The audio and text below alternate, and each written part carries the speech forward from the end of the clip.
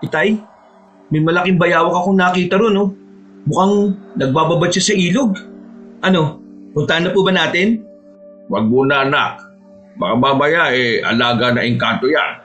Siguraduhin muna natin para hindi tayo mapahamak. Engkanto po? Mag-aalaga ng bayawak? Oo naman. Ngayong mag-alas-stress na ng hapon, sigurado na nagsisilabasan na sila. Halika kayo. Lumapit tayo ron at matyagan natin. Kapag walang kakaiba sa bayawak, aatakihin natin yan. Huwag lang kayong gumawa ng ingit, baka makatakas pa siya. Sige po, Tate Armando. Kuya Diego, wag raw po tayong mag-iingay ha. Tumahimik ka na. Sa ating dalawa, ikaw lang naman ang maingay ha. Sige na, Ige. Dito ka sa tabi ko. At baka kung may iba pang mga mababangis na hayop na umatake sa atin. Tama kuya mo, Ige. Huwag kang lumayo sa kanya. Hindi natin alam kung ano pang ibang hayop na nakatira dito sa gubat eh. Sige po, Tate Armando. Hindi na po ako lalayo kay Kuya Diego.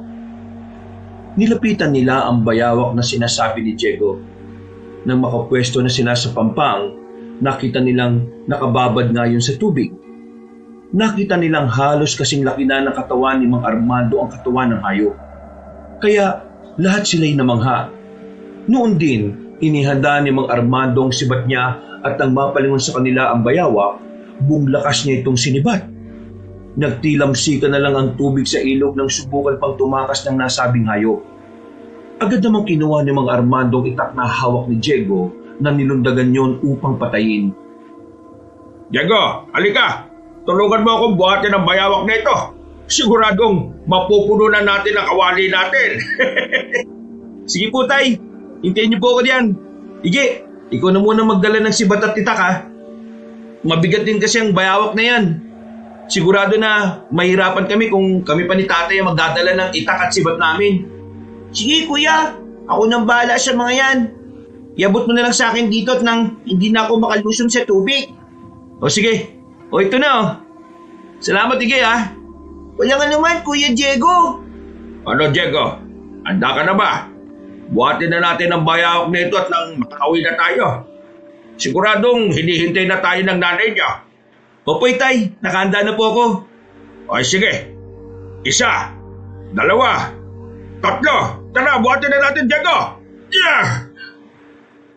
Nang mabuhat na nila, naglakad na silang tatlo pauwi sa kanilang bahay. Habang palabas sa gubat, naging panay ang paglingon ni Ige sa paligid. Napansin yun ni Diego, kaya pinaalalahanan niya ang nakababatang kapatid niyang huwag magtuturo ng kung ano-ano sa loob ng gubat. Napatungo naman ang binatilyo at binabuti na nitong mauna sa paglalakad. Pagdating nila sa bahay nila, Abat, napakalaki naman ang bayawak na yan, Armando. Sigurado ba kayong hindi yan alaga ng mga engkanto? Mamaya baka kung ano pa yung mangyari sa atin kapag kinain natin yan Huwag kang mangamba, Loleng. Minatsyagan namin ito mabuti bago kunin. Kung alaga siya ng engkanto, sana nawala siya nung makita niya kami. Pero hindi. Ang ibig sabihin lang nun, gusto rin niyang mahuli namin siya. Sa katunayan nga po, may nakita kong talangka na kinakain yan Kaya sigurado po ako na hindi po alaga ng engkanto ang bayawak na yan, Inay. Ay, Mabuti naman kung ganon. Wala, sige.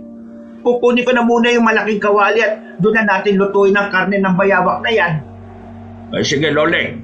Kakatayin ko na muna ito at nang mahugasan ko na rin. Tulungan ko na po kayo, Itay.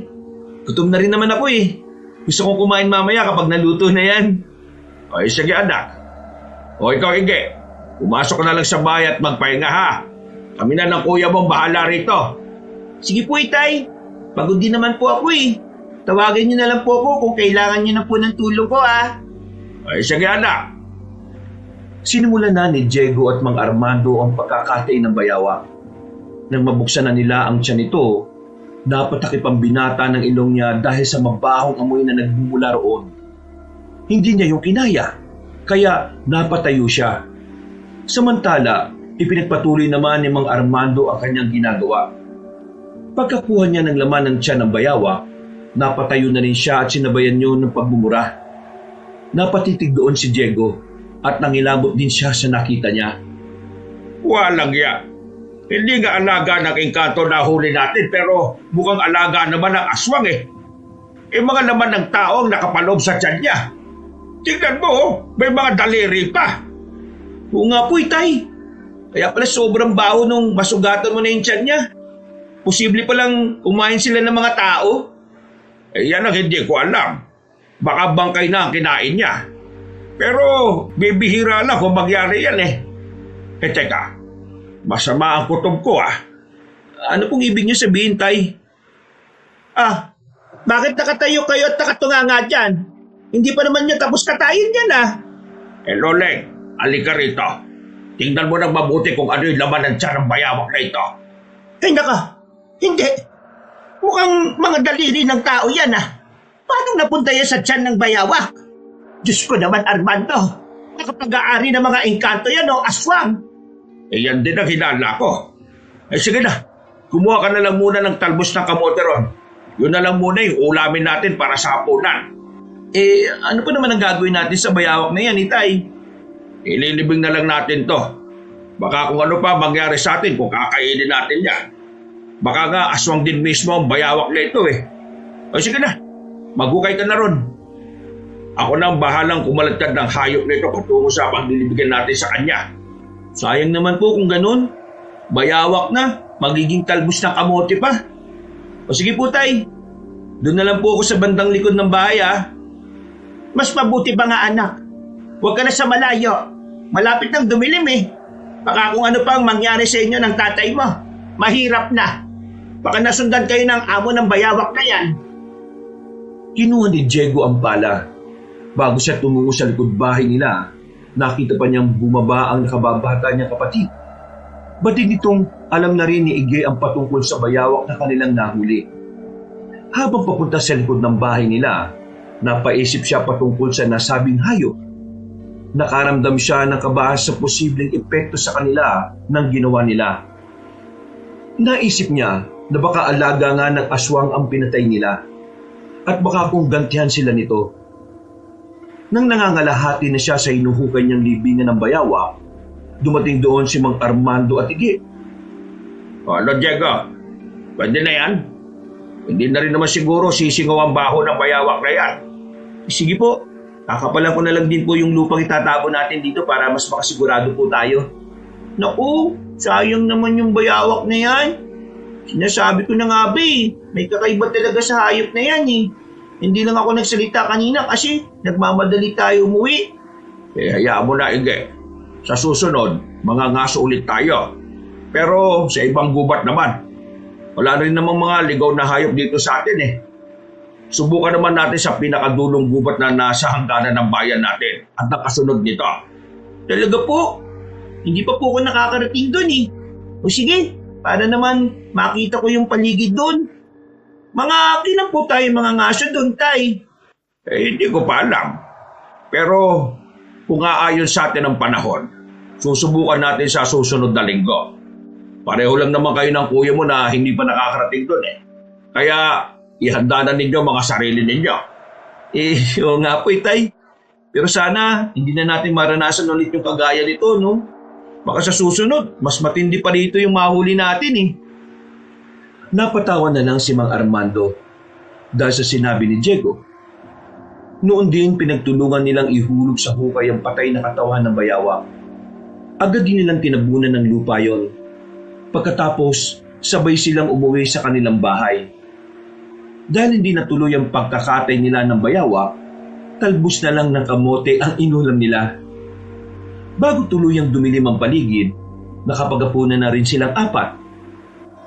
Nang nagpapantok na sila, hindi nila naiwasang magkwentuhan patungkol sa iba't ibang bagay. Alam niyo, nung kabataan ko, minsan na rin ako nakasagupan ng ganong uri ng bayawak. Sa pagkakaalam ko, kung hindi sila mga alaga ng muwa, siguradong alaga sila ng mga aswang. May naikwento na rin dati sa akin ng lola ko. Ayon sa kanya, ang aswang daw na yan ay tinatawag nilang kabakungan. Isang sinaunang aswang daw na kayang kumontrol ng ibang nilalang. Kayang kumontrol? Ay teka, hindi kaya alaga niya ang bayawak na napatay natin? Baka nga po, Itay. Teka, kung alaga niyo yung bayawak na yan, baka po nasa panganib na tayo. Naku, natatakot po ako, Itay, Inay. Wala namang masamang mangyayari sa inyo na kuya mo. Nandito kami para protektahan kayo kahit saan pa man na mangyari.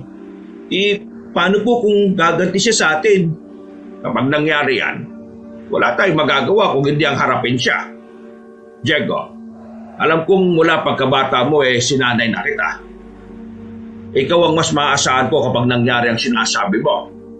Huwag mo sanang pabayaan ang kapatid mo kung sakali. Opo, Itay. Ako pong bahala sa kanya. Kayong tatlo. Puro na negatibo yung pinag-uusapan ninyo Mas mabuti siguro kung kalimutan na nyo yan at matulog na kayo.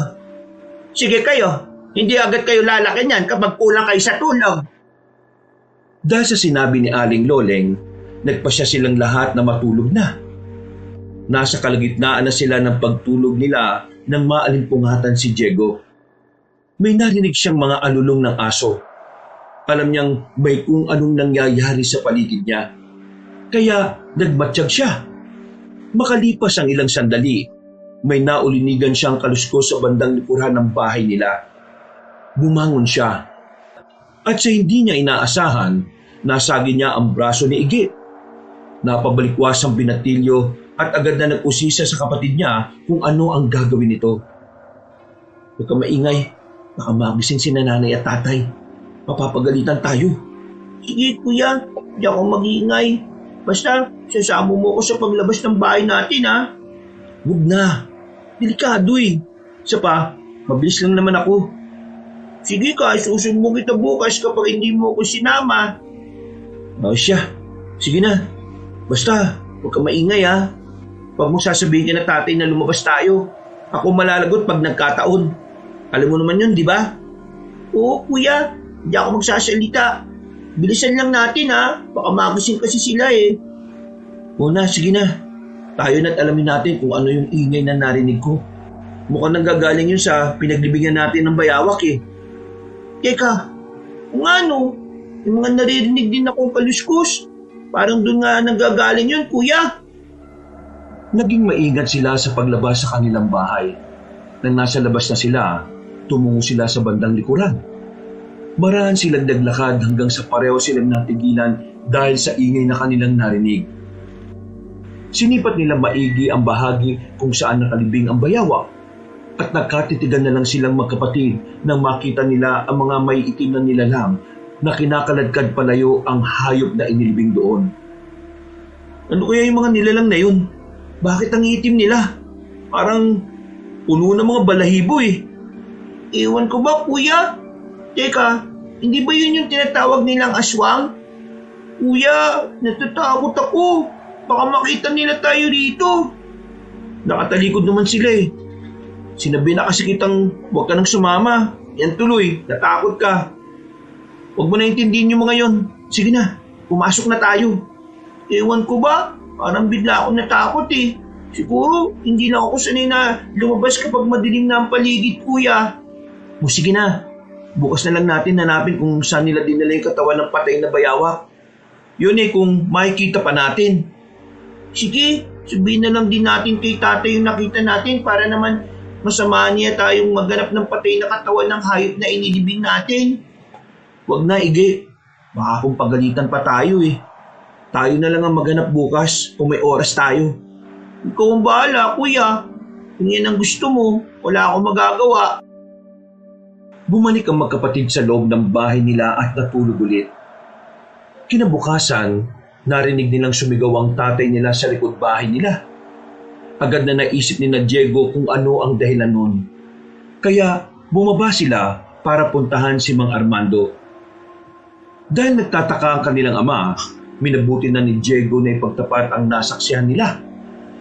Sa kabutihang palad, hindi naman sila pinagalitan ng tatay nila. Sa halip, pinayuhan lang na huwag nang uulitin ang paglabas ng bahay kapag malalim na ang gabi. Hindi na sana kayo lumabas kagabi. Hindi nyo alam kung ano ang posibleng nilalang na makasagupa ninyo. Ay, naku kayo talaga Itay, ano po kayo yung nakita namin kumuha sa bayawak? Itim po ang buong katawan nila eh. Hindi lang namin talaga alam kung dahil ba yun sa balahibo o yun talaga ang kulay nila. Kung hindi ako nagkakamali, aswang ang mga yon. Hindi ba, Armando? Oo, siguradong aswang yon. Pero malakas ang kutumpo na may nag-utos sa kanila para kunin yung katawan ng bayawak na yon. Diyos mio, paano kung balikan nila tayo? Baka kung ano pa mangyari sa atin dito. Armando, kailangan siguro natin lumipat ang matitirhan. Ano sa palagay mo? Wag. Walang lilipat. Poprotektahan ko kayo. Isa pa, mag-aalangan din naman ng mga aswang na yon na bumalik dito. Siguro ang misyon lang nila rito ay kunin yung bayawak na inilibing natin. Paano po kung bumalik pa sila, Tay? Anong gagawin natin? Wala akong magagawa kung hindi ang labanan sila. Pero bago ang lahat, sisiguraduhin ko muna ang kaligtasan yung tatlo. Kung ako sa iyo, Armando, umuwi na kaya muna tayo sa baryo ninyo. Mas ligtas doon kaysa rito eh. Hindi dapat tayo makampante, lalo na't may mga anak tayo. Ay siya, sige. Sa susunod na linggo na lang. May mga kailangan pa kasi akong asikasuhin dito eh.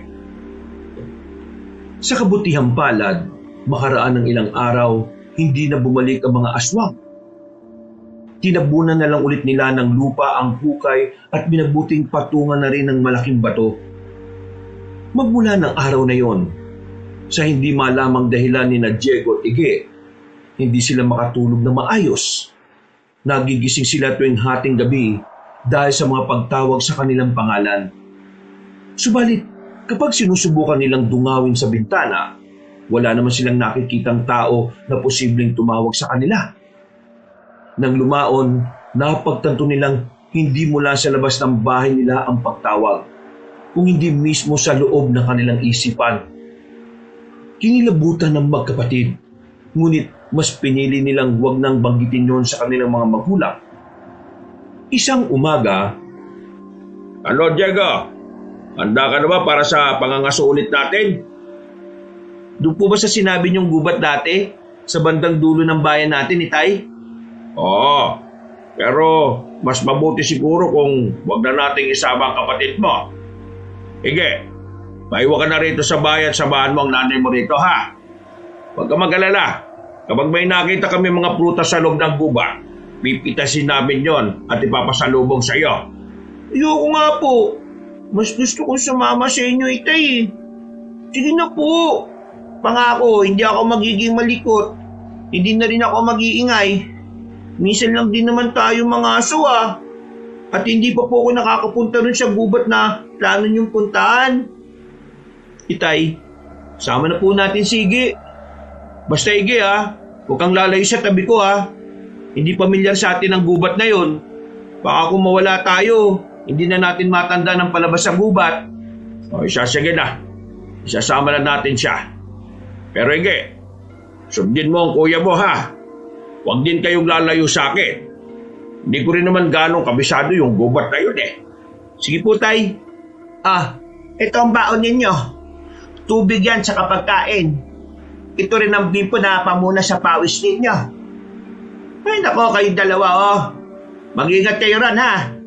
Armando, huwag mong pababayaan ang mga anak mo. Eh sige Loleng, ako bahala sa kanila. O paano, sige na. Aalis na kami at baka may makauna pa sa amin doon. Ipanalangin mo na lang na sana may mahuli kami. O siya, sige na. Ay, kayong dalawa, huwag kayong maging pasaway sa tatay ninyo. Kung hindi, papaluin ko kayo mamaya pag uwi niyo. napatango na lang ang magkapatid dahil sa sinabi ng kanilang nanay. Nagpaalam na silang aalis. Hawak noon ni Diego at Ige ang itak nila. Samantalang may dala namang sibat si Mang Armando. Dahil medyo malayo-layo pa ang gubat na kanilang pupuntahan, binilisan nilang tatlo ang paglalakad nila. Hindi na nila alam kung ilang oras ang iginugol nila. Pero medyo tirik na ang araw nang makarating sila sa labas ng gubat. Upang may lakas sa pangangaso, nagpasya na munang tatlo na kumain ng pananghalian. Naghanap sila ng mapupwestuhan at nang makahanap na'y sinimulan na nila ang pagkain. Teka, May naririnig ba kayong kaluskos sa bantaron? Mukhang may kung anong hayop na nandito ah. Sige na, bilisan natin ang pagkain. Pagkatapos aalamin natin kung ano yon. Paano po kung bayawak? Hindi naman po siguro mauulit yung naging karanasan natin nung nakaraan, ano? Ay, ano ka ba na baligi? Huwag ka nga mag-isip ng ganyan. Malayo ang gubat nito sa mismong gubat kung saan tayo nangaso dati. Tama sa ito, Ige. Ang isipin mo ay kung paano tayo makakahuli ng bayawak dito. O kung ano mang ligaw na hayop na may uulam natin. Sige na nga lang. Oo na. Hindi na ako mag-iisip ng hindi maganda. Teka. Mukhang may kumakaluskus malapit sa kawayanan ah. Teka, dito na lang muna kayo. Ako na titingin kung ano ang nandyan. Hintayin niyo ang senyas ko ha, bago kayo lumapit. Sige po, Tay. Patuloy ang pagkaluskos na naririnig nila. Nang makalis na si Mang Armando, sinundan na lang nila siya ng tingin. Makaraan ng ilang sandali, nakita nilang napasenyas ang tatay nila. Dahil dito, marahan silang lumapit kay Mang Armando. Pagdating nila sa kinaroroonan ng kanilang ama, sinilip nila ang bahaging pinagmumula ng kaluskos. Sakto naman pagkalapit nila roon, tumigil sa paggalaw ang hayop na binabantayan ng tatay nila. Itay, hindi po ba bayawak yun ng aswang? Oh, bakit ko naman nasabi yan? Huwag mong sabihin na dahil magkasinlaki sila ng bayawak na nahuli natin dati. Ay nako, Ige. Malabo naman siguro yung iniisip mo. Malayo ang gubat na yun dito. At imposible naman kung sasabihin natin na lumipat dito yung mga bayawak, di ba? Tama ka, Diego. O siya, magbantay kayong dalawa rito. Iikot ako ron at doon ko siya sisibatin. Kung gagapang patungo rito yung bayawak, harangan nyo. Gamitin nyo yung itak ninyo, ha? Sige po, Tay. Kami pong bahala rito. Mag-ingat po kayo, ha? Ay sige, iikutan ko na yan, ha? Kumanda kayong dalawa. Nang makalis na sa tabi nila si Mang Armando, hinugot nilang dalawa ang hawak nilang itak at itinuon ng pansin sa may kalakihang bayawak. Nung nasa kabilang bahagi na ang tatay nila, nakita nila kung paano siya bumelo para sibatin ng gumagapang na hayop. Agad na nagwala ang bayawak. Inisip ni Diego na mamamatay na yon. Pero namangha siya nang makita ang mabilis na paggapang ng hayop patungo sa direksyon nila. Nang makalapit ang bayawak, tatagay na sana yon ni Diego. Pero bigla siyang hinambalos ng buntot nito. Naparay siya at nabitiwan niya ang kanyang itak. Napatakbo naman palapit sa kanila si Mang Armando. Oh, ano anak? Ayos ka lang ba? Walang yung bayawak yun ah. Tinangay pa pati si Bat ko. Dito lang kayo. Hahabulin ko yung hayop na yon. Ayos lang po ako, Itay. Sige po, tutulong po kami sa inyo. Kailangan mahuli natin yun para hindi sayang yung pagpunta natin dito. O siya, sige. Sige, sumama ka sa kuya mo. Huwag kang hihiwalay sa kanya ha. Opo, Itay. Sayang. Kung naging malisi lang sana ako, hindi na nakawala yung bayawak na yun. Hayaan mo na. Ako nga hindi ko inakala na ganun pala katindi yung buntot nun. Kung alam ko lang, yun ang inuna kong tagain Ay siya, sige na. Abulin na natin yung bayawak. Hindi na makakalayo yun dito. Natamaan na siya ng sibat sa ulo Hindi na yan magtatagal. Naghiwalay sila ng direksyon. Tumungo sa bandang timog si Mang Armando, samantalang ang magkapatid naman ay tumakbo papuntang Hilaga. Habang tumatakbo, tinalasan ni Diego ang pakiramdam niya. Malakas ang kutob niyang mahuhuli nila ang bayawak na iyon at makukuha rin ang sibat ng tatay Armando niya. Habang tumatakbo, nasa likuran naman niya si Igay na humahabol din sa kanya. Kuya, magpahinga na muna tayo. Napapagod na ako Oo, sige. Pero saglit lang Baka makalayo tayo kay tatay at hindi natin siya makatagpo. Mahirap na. Hindi ko alam kung saan banda yung palabas ng gubat na to nasa na ba yung bayawak na yun? Bakit hindi pa rin natin siya nakikita? Hindi ko rin alam. Pero madali naman natin makikita yun Nakatarak pa sa katawan nun yung sibat ni tatay, hindi ba? Ay, oo nga kuya. Sigurado, mahirapan yun sa pagtakas. Baka nga nahuli na siya ni Tatay Armando eh. Ay nako, tara na nga. Baka nga nahuli na yun ni tatay. Hanapin na lang natin siya para makauwi na rin tayo. Pagkatapos ng maiksing pagpapahinga nila, nagpatuloy silang magkapatid. Hinanap nila kung saan na nagpunta si Mang Armando. Mag-aalas 5 na yon, kaya pareho silang nabahala. Hindi na rin naitago ni Iggy ang takot niya kay Diego nang mapansin niyang naging pabalik-balik na sila sa dinaraanan nila. Ganun pa man, sa halip na sumuko, ipinagpatuloy nila ang paglalakad nila habang tinatawag na malakas ang pangalan ni Mang Armando. Kuya Iggy, mukhang pinaglalaruan tayo ng engkanto ah. Anong gagawin natin? Baka kung hindi na natin makita si tatay at tuluyan na tayong maligaw. Sige, subukan natin maghanap ng posibleng daan. Yung hindi tayo magpapabalik-balik, baka may mahanap din tayo eh. Teka, balik na rin pala natin yung mga damit natin, Iggy. Bakit naman natin gagawin yon, kuya? Yung kasi yung sabi ng mga matatanda, para raw mawala yung bisa na kung ano mang ginagawa sa atin ng mga engkanto. Sigurado, kapag nagawa na natin yan, hindi na nila tayo mapaglalaruan. Sige, Kuya Diego, gawin na natin yan. Ngayon din. Kailangan mahanap natin si tatay eh. Sigurado nag-aalala na siya sa atin. Oh, nabaliktad ko na yung damit ko. Ikaw, ayos na rin ba yung sayo, Iggy? Oo, kuya. Magpatuloy na tayo at baka maya-maya mawala na rin yung kung ano man yung ginawa ng mga engkanto sa atin. Sigurado yan. O sige na, Iggy. Baka kung maiwan pa tayo ni tatay eh. Nakailang hakbang pa lang silang magkapatid nang mapansin nilang hindi na sila bumabalik sa dinaraanan nila. Dahil dito, napagtanto nilang nawala na nga ang bisa na kung anumang salamangkang ginamit sa kanila ng mga engkanto. Ipinagpatuloy nila ang paglalakad nila hanggang sa marinig na nila ang boses ni Mang Armando na tumatawag sa kanila. Pinakinggan nila yon hanggang sa mawari nila ang pinagmumulan ng boses niya. Iggy, doon tayo sa mismong pinanggalingan natin. Baka doon tayo hinihintay ni tatay. Sige, Kuya Diego. Mukhang doon nga nagmumula yung pagtawag niya eh. Bilisan na lang po natin. Sigurado na naiinip na siya. Baka mapagalitan pa nga niya tayo eh. Hindi naman natin kasalanan kung bakit tayo naligaw ah. Basta, ako nang bahala magpaliwanag sa kanya. Hindi niya tayo papagalitan. Sigurado ka, kuya ah. Oo naman.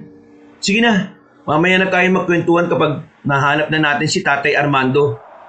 Sige, kuya. Teka, may mga naririnig akong kaluskos sa bahagi kung saan tayo pupunta ah. Parang may mga gumagapang, Kuya Diego. Ha? Meron nga. Ano kaya yun? Sandali. Mukhang yan din yung kaluskos kapag may bayawak na gumagapang ah. Kuya, tingnan mo ron oh. May naaaninag akong gumagapang. Naku, mga bayawak, Iggy.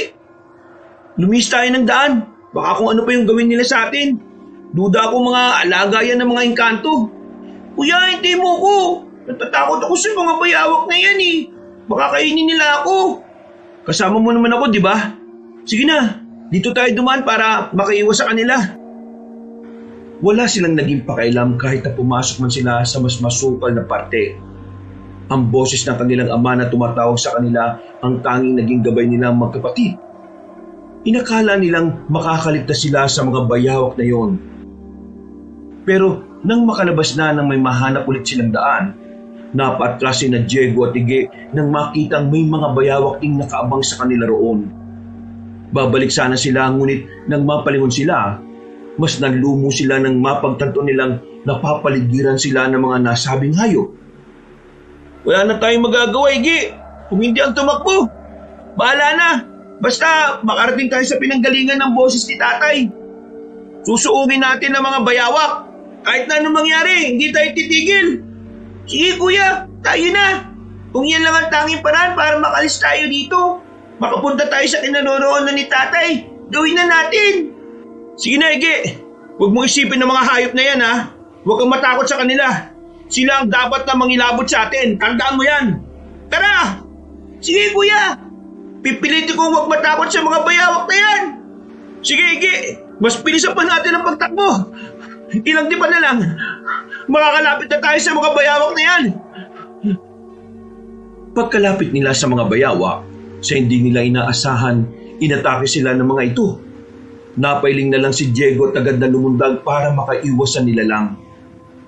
Magpapatuloy sana siya sa pagtakbo, pero natigilan siya nang marinig niya ang sigaw ni Ige na tumatawag sa pangalan niya.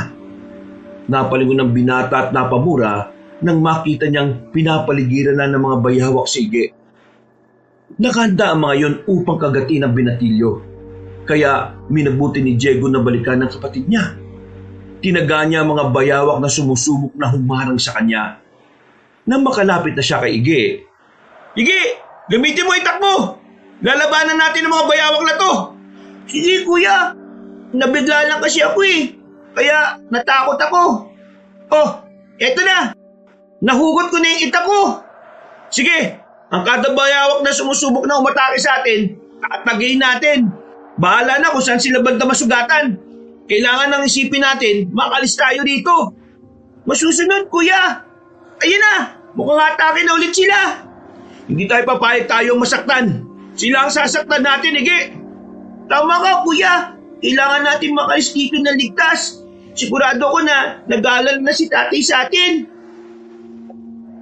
nang makalapit na ang mga bayawak, pinagtatataga nila ang mga ito. Lalong naging agresibo ang mga sugatang hayop. Pero mas pinili ni Diego na lumaban para sa kapatid. Kalaunan, isa-isang napahinto ang mga yon. At nang tingnan ng magkapatid, nalaman nilang patay na ang mga bayawak. Magpapatuloy na sana ang dalawa sa pagbaybay ng daan nang biglang napasigaw si Ige. Nilingon siya ni Diego at napahiyaw ang binata nang makitang tinatangay ng isang malaking bayawak ang nakababatang kapatid niya. Agad itong hinabol ni Diego at nang maabutan ng kapatid, sabay silang nahulog sa isang butas na kasya lang para sa dalawang tao. Aray ko! Kuya! Ano nang gagawin natin?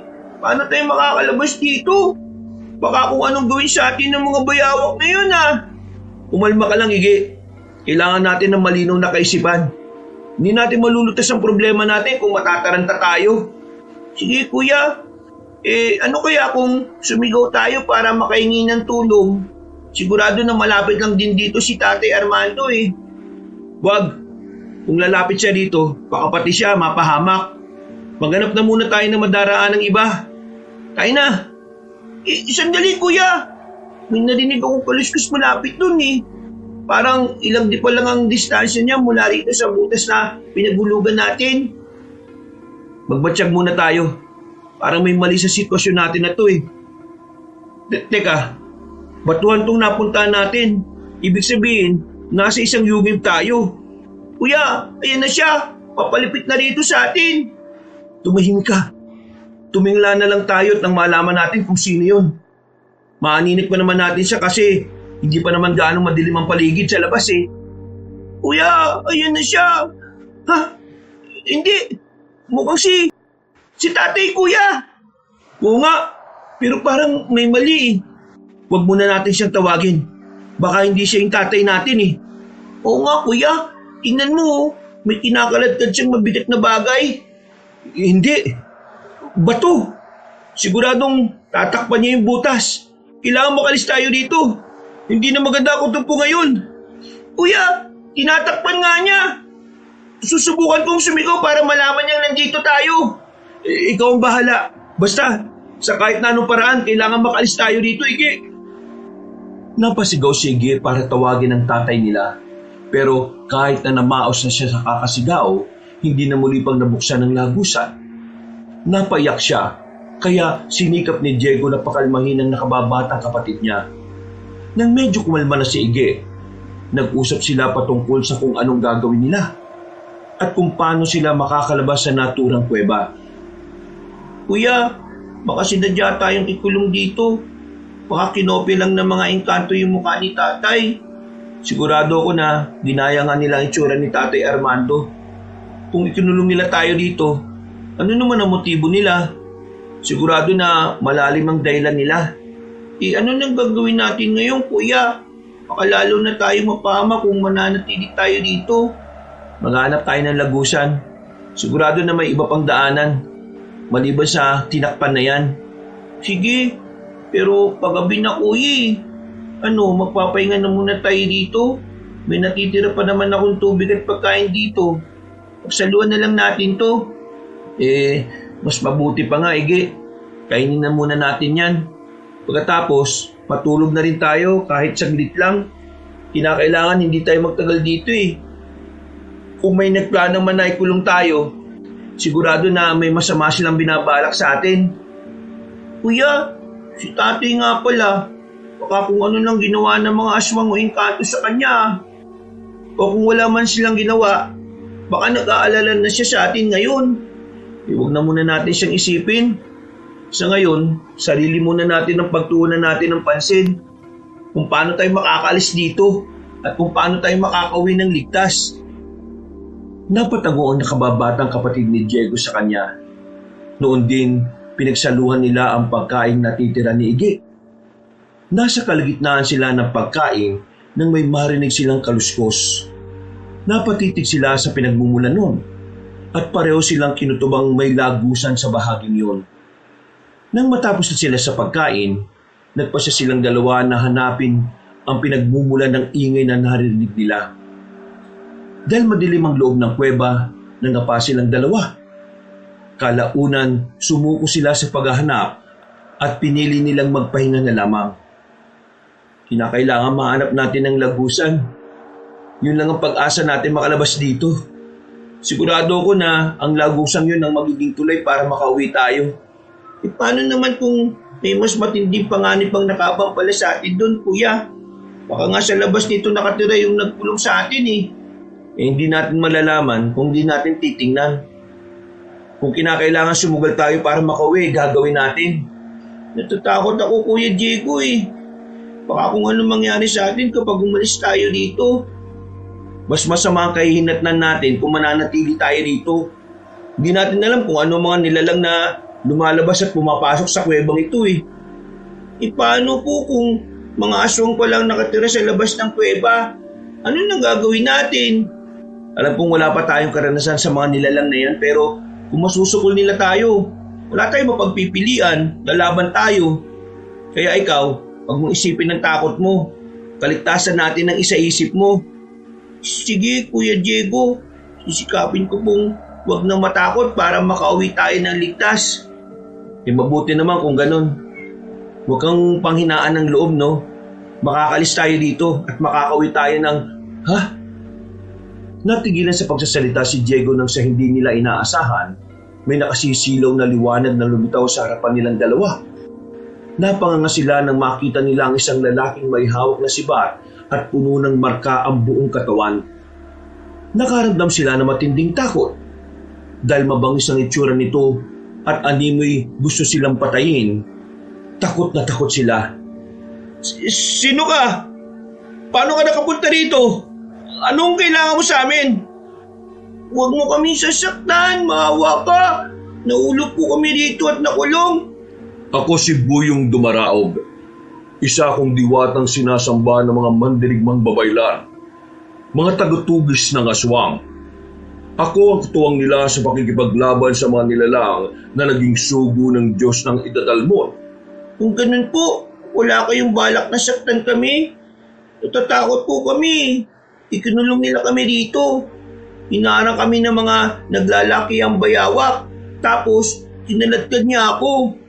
Hinabol po ang kapatid ko eh, kaya nahulog kami dito. Tapos po, may lalaki nagsara po ng lagusan gamit ang malapad na bato. Bayawak? Iisa lang ang alam kong may kontrol sa mga bayawak. Ang isang aswang na tinatawag nilang kabakungan. Teka, nabanggit na rin ni nanay dati yan ah. Ano po ba yan? Sino siya? Ang kabakungan ang kaisa-isang aswang na nagmumula sa lahi ng mga aswang na Harimudon at Muwa. May sabayawak ang totoong anyo nila, pero kaya nilang mag-anyo na kagaya ng karaniwang aswang. May kakayahan silang kontrolin ang tao. Kinukuha nila ang balat niya at ginagawang katulad ng manika o puppet. Ano naman po ang koneksyon nila sa mga bayawak? Kinokontrol nila ito at ginagawang alaga. pinapakain ng mga karne ng tao. Nagagawa nilang utusan ng mga alaga niya para pumatay at maghatid sa kanya ng pagkain. Bakit po kaya niya kami kinulong dito? Hindi ako sigurado, pero sa nakikita ko, naging interesado siyang maging pagkain kayo. Naaamoy niya ang dugo ninyo at alam niyang nanggaling kayo sa lahi ni Labing Isugon, ang pinakaunang baylan na naging manunugis ng aswang na kabakuhan. Teka, kung totoo man yan sinasabi niyo, paano mo naman yan nalaman? O nga po, siguro kasabwat ka niya, no? Nagkakamali kayo. Nandito ako para tulungan kayo. Ako ang diwatang gabay ni Labing Isugon at hindi ko po pwedeng pabayaan ang mga kalahi niya. Kung ganon, tulungan niyo kami makalabas dito. Hinahanap na kami ni tatay at nanay eh. Sigurado na nag-aalala na sila sa amin. Hindi sumagot ang diwatang si Buyong Dumaraog. Humakbang siya palapit sa magkapatid at tinawakan sila sa kanilang mga ulo. Habang ginagawa yun ng diwata, naramdaman ni Diego ang kakaibang enerhiyang dumaloy sa kanyang katawan. Nang matapos yung gawin ni Buyong Dumaraog, hinubad niya ang dalawang anting-anting niya at ibinigay yon sa magkapatid. Isuot niyo ang pangil na yan. O proteksyonan kayo niyan at magbibigay ng kakaibang liksi at lakas. Hindi rin kayo madaling tatablan ng kung anumang mahikang itim ng kabakugan. Ano po ito, Buyong Dumaraog? Bakit malalaki ang pangil na ito at kakaibang kulay? Oo nga po, parang nakakatakot naman ang tunay na nagmamay-ari nito. Yan ang pangil ng halimaw ng manalintan. Pinabasbasan ko na rin yan sa mga diwata at Diyos na naninirahan sa bundok ng Madyas. Sige na, isuot nyo yan. Maraming salamat, Buyong Dumaraog. Walang anuman. Sige na, kailangan ko na munang umalis. Huwag kayong mag-alala. Sa oras na kailangan na ninyo ako, darating ako. Sa ngayon, yan ang munang anting-anting ang may tutulong ko sa inyong magkapatid. Teka po, pwede po bang sumama na lang kami sa inyo sa pag-alis nyo dito? Baka mamaya, kung ano pa kasi yung gawin nila sa amin eh. Huwag kayong mag-alala.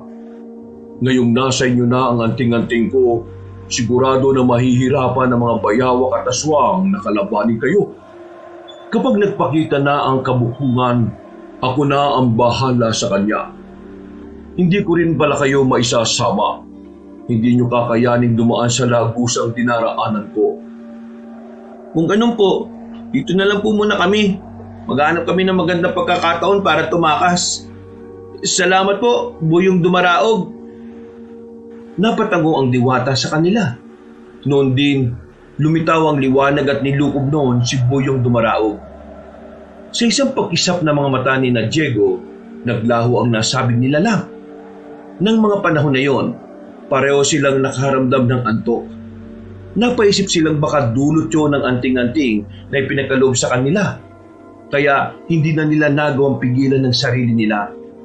Hindi nila alam kung ilang oras o gabi silang nakatulog.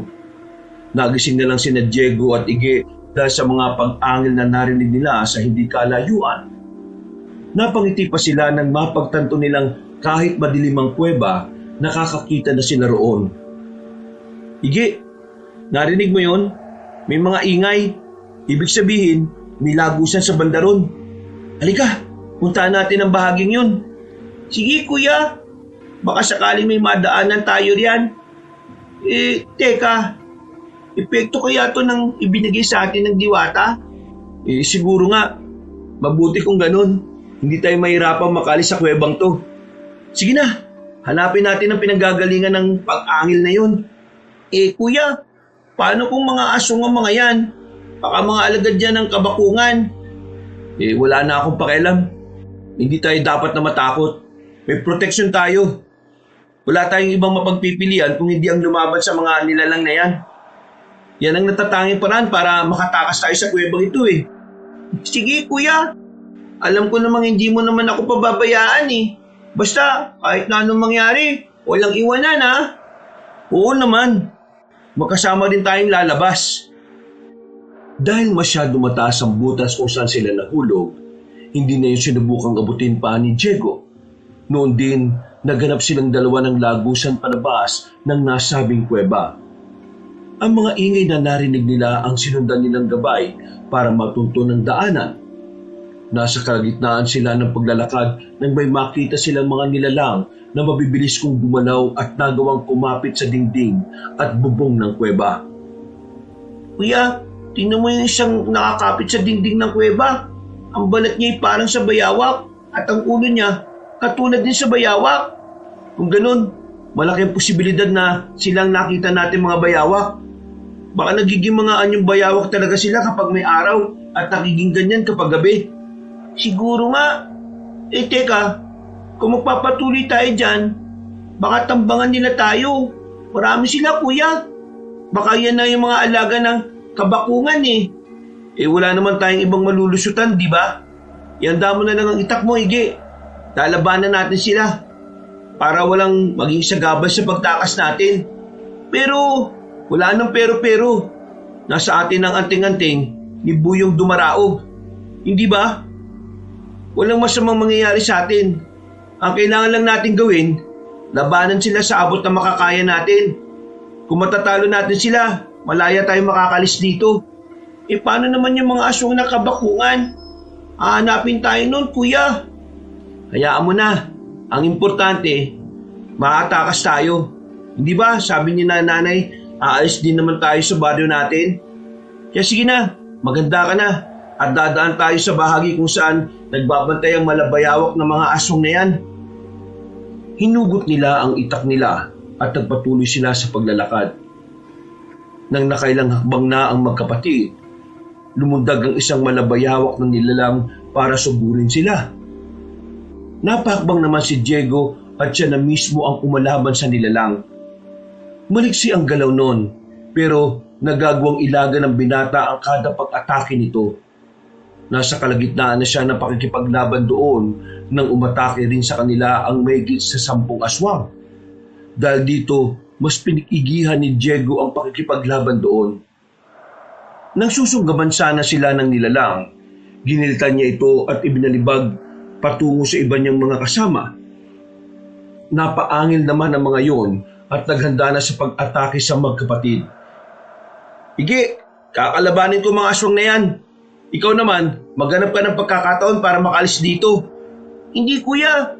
Sinabi natin na walang iwanan, di ba? Tutulungan kita. Hindi na ako matatakot sa mga yan. Kakalabanin natin sila at uubusin. O sige, kapag nasugatan ko na at makakalapit na sa'yo, tagain mo hanggang sa mamatay. Gagamitin natin ang bertud na mula sa anting-anting ni Buyong Dumaraog. Hindi natin siya bibiguin. Sige, Kuya Diego. Nandiyan na sila. Mukhang sabay silang atake sa atin. Sige na, Ige. Mag-antabay ka sa likuran ko. Kaya ng sabi ko, tagain mo ang mga nilalang na makakaiwas sa itak ko.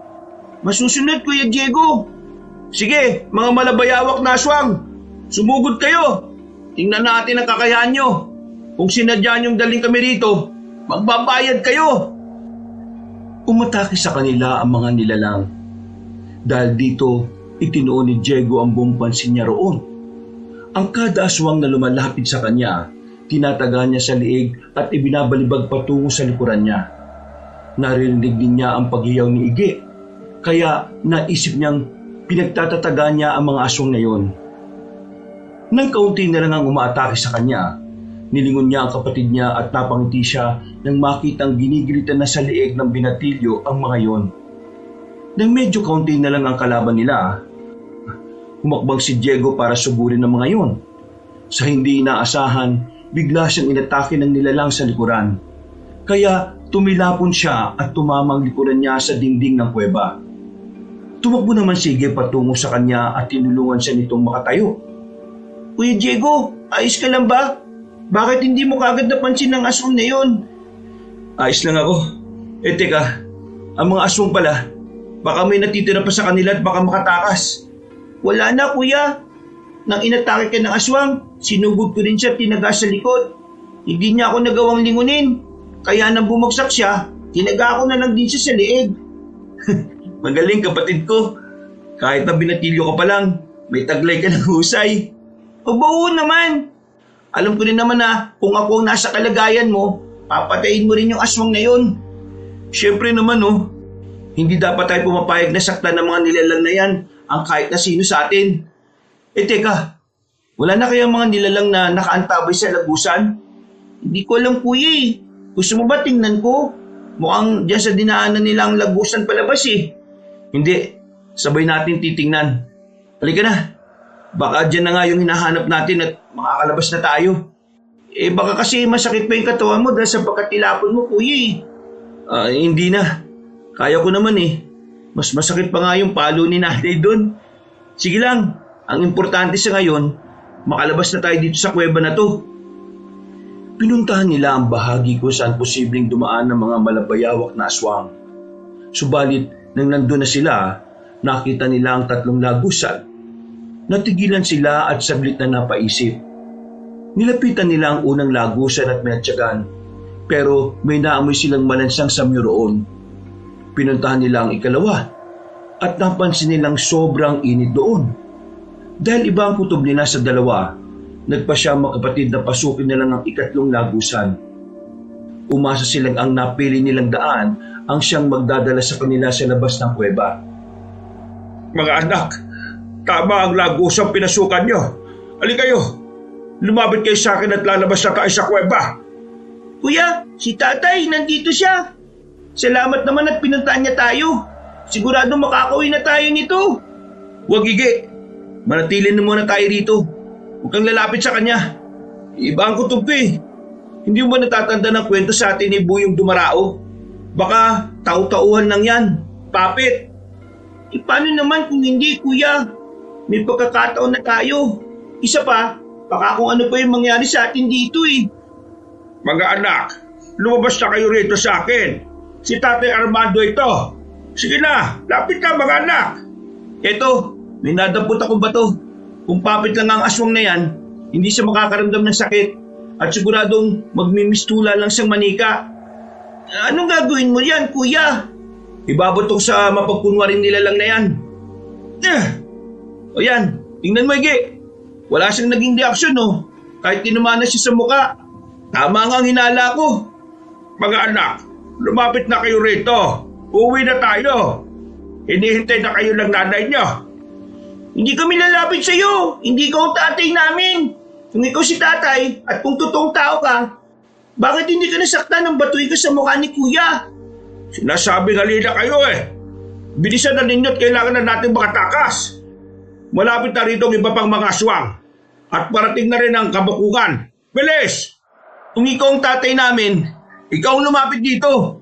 Hindi kami magpapalin lang sa iyo, no? Patunayan mong hindi ka isang tau-tauhan ng kabakungan. Ay sige, lalapit ako dyan. Pero ibaba niyo ang mga itak ninyo. Itago rin ninyo ang kwintas na suot ninyo. Nakakasilaw kung tingnan eh. Bagyang ibinaba ng magkapatid ang mga itak nila. Na magsimula ng humakbang si Mang Armando, napansin ni Diego na hindi nakalapat sa lupa ang mga paa niya. Dahil dito, mabilis na tumakbo ang binata para salubungin ng tatay niya. Pagkalapit niya, walang pagdadalawang isip siyang lumundag sabay taga sa leeg ng ama niya. Hindi makapaniwala si Diego nang makita niya kung paano tumiklop ang katawan ni Mang Armando at nagmistulang tela. Kasabay ng paglapag niya sa lupa, bumagsak din ang tatay niya. Agad namang lumapit sa kanya si Ige na hindi rin makapaniwala sa nangyari. Nasabi ko na nga isa siyang uwad. Papit lang siya ng aswang. Ige, tingnan mo parang balat na lang siya. Walang mga laman at buto. Ewan ko nga ba kung paano yan nagawa ng aswang eh. Mabuti na lang talaga kuya, hindi tayo nagpadalos-dalos. Kung lumapit ka agad tayo sa kanya, baka kung ano pa yung nagawa niya sa atin eh. O tayo na, wala na rin naman sigurong haharang sa atin. Pabayaan na natin to. Ang importante sa ngayon, alam natin na hindi to si tatay. At malalaman na natin sa susunod kung tau-tauhan lang ng kabakungan yung makakaharap natin. Tama ka Kuya Diego. Tara na. Hindi tayo dapat maabutan ng kabakungan na yun. Sigurado na marami pa siyang inihanda para sa atin eh. Kaya dapat natin siyang maunahan. Bago pa man niya malaman na nakalabas na tayo sa kuwebang to. Nasa lungganan niya tayo. Pero teka, makakaya kaya nating labanan silang lahat, kuya? Oo naman. May tiwala ako sa binigay ni Buyong Dumaraog. Isa pa, kapag nalagay tayo sa alanganin, sigurado magpapakita rin siya sa atin, di ba? Sana nga kuya. Sana tulungan talaga niya tayo para makatakas dito. Wala namang mawawala sa atin kung magtitiwala tayo eh. Alam kong tapat siya sa sinabi niya. Minabuti nilang ipagpatuloy ang pagbaybay ng lagusang pinili nila. Habang papalayo sila sa bahagi kung saan nila nakaengkwentro ang peking ama nila, may nalanghap silang balansang samyo. May narinig din silang ingay na parang kumakamot sa pader ng lungib. Walang ano-ano, may nakita silang mga nilalang na nagtatago sa batuhan doon. Kinutuban sila na katulad yon ng mga una nilang nakasagupa, kaya inihanda nila ang kanilang mga sarili. Maraan silang naglakad at napangiti silang magkapatid nang may makita silang kaunting liwanag na hindi na rin gaanong malayo sa pwesto nila. Mga aswang! Siguradong tayo ang inaabangan ng mga yan. Ige, kailangan labanan natin sila para makatakas tayo rito. Sigurado ko ba dyan sa pasya mo, kuya? Oo. Kung nakaya natin ang naunang grupo ng mga katulad nila, makakaya rin natin sila. May liwanag na sa bandang dulo ng lagusang ito. Sigurado nito na ang daan palabas ng kuweba. Ikaw bahala, Kuya Diego. Basta nasa likod mo lang ako palagi. Kaya na, Ige. Gabayan sana tayo ni Buyong Dumaraog sa gagawin natin na to. Habang hawak ang kanilang itak, tumakbo sila patungo sa direksyon kung saan nila nakikita ang maliit na liwanag. Pagkakita naman sa kanila ng mga malabayhawak na aswang, umangil sila at nagunahan sa pagsugod kina Diego. Nasa kalagitnaan na sila ng pakikipaglaban nila nang maramdaman nila ang pagyanig ng lupa. Nabahala na si Diego, kaya ginamit niya ang buong lakas niya para labanan ang mga nilalang. Walang ano-ano, naggulat siya nang mapasigaw si Ige. Nilingon niya ito at nang makita niyang pinagtutulungan sa pangin ng mga aswang ang kapatid niya, nilapitan niya ang mga yon at isa-isang pinagtatataga sa kaibinalibag. Nang wala nang kumukuyog kay Ige, tinulungan siya ni Diego para makatayo. Ano Ige? May mga sugat ka ba? Huwag ka mag-alala kuya, wala akong sugat. Maulang yang yun ah. Kaya pala konti lang ang kumakalaban sa akin. Nakapuslit na pala ang iba para sugurin ka. Salamat at may bertud din ang kabalang anting-anting natin. Nagulat nga rin ako eh. Kinagat nila ako sa mga braso at binti ko kaya hindi ako nakapalag. Mabuti na lang talaga nandyan ka. Maraming salamat Kuya Diego ha. Walang anuman Ige. Ngayon, malaya na tayo makakalabas sa yungib. Sana naman, wala nang nakaantabay sa atin dyan. Ano, kaya mo ba? Oo naman kuya. Mukhang ilang araw na tayong nasa loob ng kuwebang ito eh. Medyo nakakaramdam na rin ako ng gutom. Ako rin. Mabuti na lang at binigyan tayo ng mahiwagang kwintas na ito ni Buyong Dumaraog. Baka may bertud din to na hindi tayo madaling uhawin at gutumin. Siguro nga kuya. Ano, handa ka na ba? Tayo na at nang alabas na tayo dito. Sige Kuya Diego, tara na. Nakailang hakbang pa lang silang magkapatid nang biglang yumanig ng malakas ang lupa. Nagsibagsakan ng mga bato sa kuweba, kaya parehong nabahala ang magkapatid. Gamit ang kanilang liksi, iniwasan nila ang mga nahuhulog na bato hanggang sa makarating na sila sa tapat ng bukana ng kuweba. Lalabas na sana sila roon nang sa hindi inaasahan, may nahulog na malaking tipak ng bato at humarang yun sa lagusan. Babalik pa sana sila para maghanap ng iba pang madaraanan, pero bumagsak din doon ang malaking bato. Kuya, mas lalo tayong nakulong dito. Ano nang gagawin natin? Kapag yumanig pa at nahulog ang mga bato sa pwesto natin, siguradong durog tayong dalawa eh. Kaya nga, kailangan makahanap tayo ng paraan para makalis dito. Ano kaya kung subukan natin itulak ang batong nakatakip na yan? Paano naman natin gagawin yan, kuya? Wala tayong gaanong espasyo. Teka, kung durugin kaya natin, makakaya kaya? Hindi natin malalaman yan kung di natin susubukan. O sige, Ige, halika't subukan natin durugin ang bato gamit ang mga kamao natin. Alam kong may bertud tayo ng kakaibang lakas mula kay Buyong Dumaraog, kaya magagawa natin yan. Sige, Kuya Diego, pagtsagayin natin durugin ng bato para magkaroon tayo ng Ha? Hindi! Lumilindol na naman, Kuya. Baka kung magsilaglagan ng mga bato dito sa atin. Delikadong sitwasyon natin. Oo nga, sige na. Bilisan natin ang pagsuntok sa bato. Umasa na lang tayo na makakaya nating durugin yan. Sana nga, Kuya. Ayun na, nagsisilaglagan na ang mga bato, Kuya. Huwag mo intindihin yan. Ituon mo, pansin mo sa batong ito. Sige, Ige, suntukin natin ang walang tigil ang batong ito. Namangha sila pareho nang makita nilang nagkaroon yun ng mga bitak. Nasa kalagitnaan na sila ng ginagawa nila nang sa hindi nila inaasahan, may malakas na puwersang tumama sa kanila. Nagmula yun sa likuran ng malaking bato. At dahil sa lakas nun, tumilapon ang magkapatid. Napatitig sila sa harang ng lagusan at namulagat ang mga mata nila nang makita nila ang tatlong lalaking nakatayo. Lahat sila ay kamukha ni Mang Armando. Alam nilang papit lang yon ng kabakungan. Kaya inihanda nila ang sarili nila. Ano? Magmumukpok lang ba kayo riyan? Bukas na ang lagusan ng kuweba. Upuwi na tayo. Hinahanap na kayo lang nanay ninyo. Tama na. Huwag na ninyo kami paglaruan. Alam namin na wala sa kahit isa sa inyo ang totoong ama namin. Mga balat lang kayo na binigyang buhay at nagkukunwa rin si tatay. Ige, bunso. Halika kay tatay. Upuwi na tayo. Hindi. Kung kanina maniniwala pa sana ako dahil isa lang ang nagpapakilalang tatay. Ngayon, hindi na. Tatlo kayo mga tau-tauhan ng aswang at hindi nyo may pagkakailayan. Tama, sige. Ngayon, mamili na lang kayong tatlo.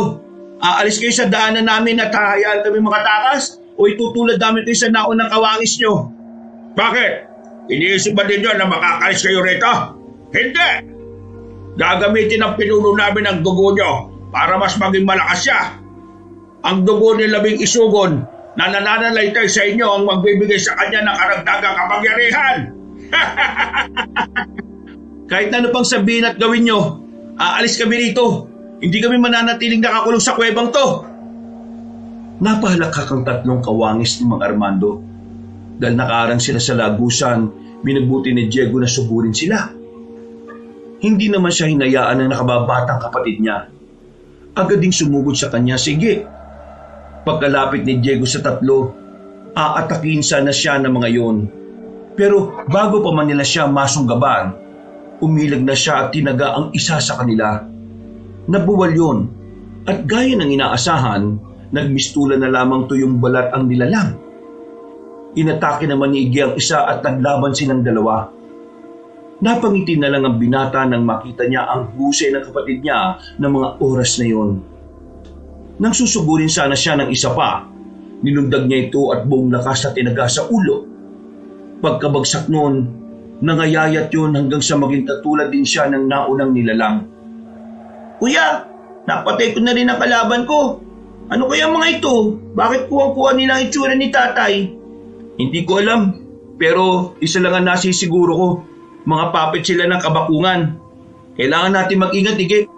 Baka magulat na lang tayo at kalabanin natin ang sarili natin. O ano, susubukan na ba nating lumabas sa kuwebang to? Sige, mas mabuti pa nga. Dito ko nakakita ng liwanag kanina at malakas ang kutob ko na ito ang daan palabas. Sana naman makauwi na tayo. Baka kung nandyan sa labas ng kabakungan, anong gagawin natin?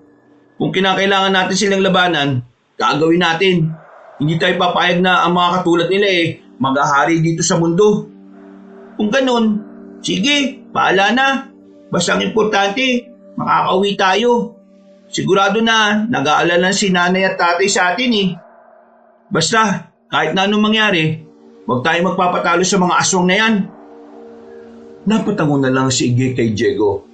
Noon din, nagpa siya ang dalawa na lumabas sa kuweba kung saan sila nakulong. Pagkalabas nila roon, napalunok ng laway niya ang binata nang mapansin ang kakaibang aura ng lugar. May mga punong nakatayo, pero mga patay na. Wala ring damot ang lupa ay halatang tigang na. Natigilan sila sa tapat ng kuweba habang iginagala ang paningin nila. Walang ano-ano, nakarinig sila ng mga pagkaluskos. Sinipat nila ang paligid at nakita nila ang napakaraming malabayawak na aswang na nakahandang umatake sa kanila. Kuya, napansin mo ba? Parang hindi sila nauubos ah. Ano kaya ang sikreto nila? Hindi ko alam. Siguro marami lang talagang mga ganyang uri ng aswang dito. Ibang lupain ito sa kalupaang nasa atin. Baka nga nasa kabilang bahagi tayo ng mundo eh. Nasa mundo ng mga patay na tayo, kuya? Hindi. Marahil nasa mundo tayo ng kabakungan. Kaya kailangan natin maging alerto. Hindi natin alam kung ano o sino ang kalaban natin eh. Hindi rin natin alam kung ano ang kanyang kakayahan. Kuya, mukhang mapagapag na sila at papunta dito sa atin. Anong gagawin natin? Kailangan madali natin ang laban sa kanila. Kapag naging paligoy-ligoy tayo, baka may iba pang dumating. Balwarte nila to eh. At siguradong marami pang nakaabang sa atin. Sigurado na ikinulong tayo para kung lalabas man tayo, dito tayo pupunta. Ibig mo sabihin, kuya, sinadya nila sa kuweba tayo ikulong? Oo, para hindi madaling mahalata. Baka sila nga rin yung gumawa ng kuwebe eh. O kung hindi man, baka yun din ang lagusan ng mga taong bayawak papunta sa gubat. Malapit na rin sa atin ng mga aswang, Kuya Diego. Mukhang mas mabagsik sila kaysa sa mga naunang nakalaban natin. Huwag kang panghinaan ng loob. Kaya natin ang mga yan. Tandaan mo, Ige, kahit na anong mangyari, uuwi tayo ng buhay. Oo, kuya, tatandaan ko yan. Nang malapit na sa kanila ang mga aswang, napalig sina Diego sa suot niyang anting-anting. Dumakot din sila ng alikabok at ipinahid sa talim ng itak nila. Saktong pagkatapos nilang gawin yon, nakalapit na sa kanila ang malabayawak na nilalang. Nasa kalagitnaan na sila ng pakikipaglaban ng muling lumindol. Parehong natigilan ang magkapatid nang mapatitig sila sa hindi kalayuan. Nagkaroon ng bitak ng lupa at mula roon, lumabas ang isang nilalang na napakaraming bukol sa katawan. Kulay abo ang mahabang buhok. Nakausli ang pangil at nagbabaga ang mga mata. Nakalutang siya sa ere habang nakatitig sa kawalan. Mukhang yan na yung kabakungan. Kakaibang uri ng aswang siya. Itsura pa lang, malalaman mong mabagsik siya. Oo nga, kuya. Pero hindi ako matatakot. Alam ko na makakaya rin natin ang aswang na yan. Ubusin na muna natin ang natitirang aswang na nandito at nang maiko natin ang pansin natin sa kanya. Sige, kuya. Iilan na lang din naman ang mga ito eh. Ayan, lahat ng mga malabayawak na nilalang. Nagawa na natin patayin. Malaki ang naitulong ng anting-anting na bigay ni Buyong Dumaraog. Naging madali sa atin ang talunin ng mga ito. Oo nga, kuya. Sana pati ang aswang na yan, matalo natin. Mukhang kagigising lang niya eh. Tingnan mo, kuya oh. Parang wala pa siya sa sarili niya. Halika, dahan-dahan tayong lumapit sa kanya. Kapag may pagkakataon, susugurin natin siya. Pero kailangan natin maging maingat. Hindi natin alam kung ano ang kayang gawin ng kabakungan na yan eh. Eh tika, nasaan na kaya si Buyong Dumaraog? Bakit hanggang ngayon, hindi pa rin siya nagpapakita sa atin, kuya? Akala ko ba'y tutulungan niya tayo? Yan din ang iniisip ko eh. Pero hayaan mo na. Sa ngayon, wala tayong ibang aasahan kung hindi tayo lang din. Naging maingat silang dalawa sa paglapit sa nilalang na umahon mula sa lupa. Habang papalapit sila roon, nakita nilang nakatingala yon at animoy may kung anong inaamoy sa ere. Napatitig sa kanila ang nilalang at napangisi. Mas nagbaga ang mga mata niya at nagsimula siyang maglaway. Nang halos 2 dipa na lang ang layo nila, tumigil silang magkapatid at napahawak ng mahigpit sa itak nila. Naamoy ko ang dugo ni Labing Isugon. Kayong dalawa, nagmula kayo sa lahi niya. Napakapalad ko naman kung ganon. Hindi namin kilala kung sino man yung pangalang binanggit mo. Wala kaming pakialam sa kanya. Nandito lang kami para hanapin ang daan patungo sa baryo namin. Huwag na kayong magkaila. Naamoy ko ang halimuyag ng dugo ninyo. Salamat sa mga alagad ko. Dinala nila kayo rito. Hindi na ako mahihirapan pang hanapin kayo. Ano ba talagang kailangan mo sa amin? Hindi kami ang hinahanap mo. Pakawalan mo na kami at hayaan makauwi na. Hayaan mo kami makauwi at kakalimutan namin ang ginawa mo sa amin. Kung hindi, mapipilitan kami lumaban sa'yo. Ha! Kayo? Lalaban sa akin? Nagbibiro ba kayo, ha? Hindi. At kung inakala mo na natatakot kami sa katulad mo, hindi. Kaya ka namin ibalik sa pinanggalingan mo, no? Sa ilalim ng lupa. Hindi nyo yata kilala ang kaharap ninyo. Ako si Makasangkad. Mula ako sa lahi ng mga Harimodon at Muwa. Isa akong tagimalom. Kayo, mga simpleng tao lang. Pagkain lang ang tingin ko sa inyo. Dahil nakalutang sa ere ang aswang, lumapag siya sa lupa. Umangil yun at ibinuka ang bunganga niya. Hindi naman natinag ang magkapatid. Nanatili sila sa kinatatayuan nila at naganda para sa susunod na gagawin ng kabakungan. Sa isang pakisap ng mga mata nila, nakarating na sa tapat nila si Makasangkad. Tatagay na sana yun ni Diego, pero nagawa siyang sakali ng nilalang. Kasunod nito, tinabig niya si Ige na naging rason para tumilapon ng binatilyo. Nabahala pa ang binata roon nang makita niyang nawala ng malay ang nakababatang kapatid niya. Dahil hindi gaanong maigpit ang pagkakasakal ng kabukangan sa kanya, nagawa pa rin makapagsalita ni Diego. Hayop ka! Anong ginawa mo sa kapatid ko? Magbabayad ka, aswang! Kaya pala malakas ang loob ninyo. Nasa inyo palang anting-anting ko. Ang pangil ng halimaw na manalintad. Anong anting-anting mo? Hindi ikaw nagmamay-ari nito, no? At sino naman sa palagay mo? Si Buyong Dumaraog? Ha? Para ipaalam ko sa inyo, kinuha lang niya sa akin ang 2 pangil na yan. Ninakaw niya. At ako ang totoong nagmamay-ari niyan. Sige, kung totoong ikaw nagmamay-ari nito, kunin mo sa amin ni Ige. Yan ay kung makakaya mo. Pakawalan mo ako. At tingnan natin kung talagang karapat-dapat ka rito. Hindi ako tanga para gawin yan. Papatay ko kayong 2 para malaya kung kunin ang bagay na dapat para sa akin. Yan ay kung hayaan kita. Kapag dumating dito si Buyong Dumaraog, ikaw ang papatayin niya. Papatayin? Kung talagang kaya niyang gawin yan, matagal niya na sanang ginawa. Pero mahina siya. Naisan lang niya ako. Kaya nakuha niyang 2 anting-anting ko. Dahil nakatitig sa mukha ni Diego ang aswang, nagkaroon ng pagkakataon ng binata para iangat ang paa niya. Nang magawa na niya ito, walang pagdadalawang isip niyang tinadyakan sa dibdibang nilalang. Hindi inaasahan ni Makasangkad na gagawin yun ng binata. Nakawala si Diego mula sa pagkakasakal niya. Pagkabagsak sa lupa ng binata, agad niyang dinampot ang itak niya. Lalapitan pa sana niya si Makasangkad pero lumundag ang kabakungan papunta kay Ige. Dahil dito, patakbong lumapit doon si Diego at buong lakas na tinaga si Makasangkad sa likod. Napaangil ang nilalang at agad na napasapo sa likod niya. Nakakatawang binata. Ano akala mo sa akin? Mapapatay mo gamit ang itak na yan?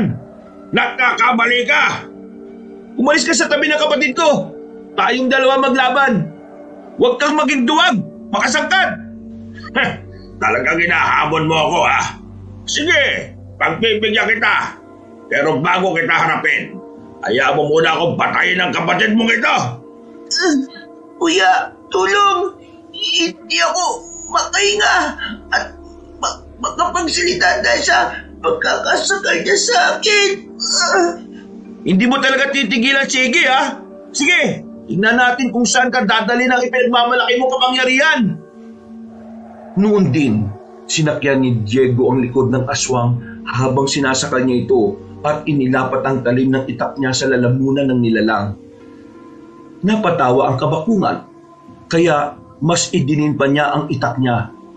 Napailing ang binata nang mapagtanto niyang hindi man lang natitinag si Makasangkad.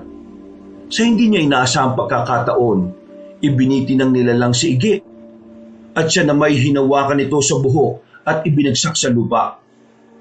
Matapos yun, sinakal din siya ng aswang at kagaya ni Ige, ibinitin din siya nito sa ere. Kahit anong anting-anting pa ang suot nyo, baliwala yan sa tulad ko. Masyado kayong mahina kung ikukumpara sa taglay kong lakas. Pakulan mo kami! Demonyo ang aswang ka! Lagot ka kay Buyong Dumaraog kapag dumating siya! Sigurado ko na may babalik ka ng diwatang sa ukay kung saan ka nanggaling! Magiging madali na sa akin na talunin siya kapag nakuha ko na ang dugo sa kapuso't atay ninyo. Mga kalahi ng labing isugon! Yan ay kung magagawa mo. Pakawalan mo kami at malalaman natin kung karapat-dapat ka sa anting-anting na ito. Pati na sa dugo namin. Mamaya na. Sa ngayon, paglalaroan ko na muna kayong dalawa. Susukatin natin ang kakayahan at bertud ng suot ninyong pangil ng manalintad. Kapag napatay ko kayo, magiging akin ulit yan. Hindi kami papayag. Hindi ang tulad mo ang dapat na magmay-ari nito. At sinong nararapat? Kayo? Nagpumiglas ang magkapatid, pero kahit na anong gawin nila, hindi nila magawa na makapalag sa pagkakasakal ng nilalang. Sa hindi inaasahan, ibinalibag ng kabakungan sina Diego at Ige.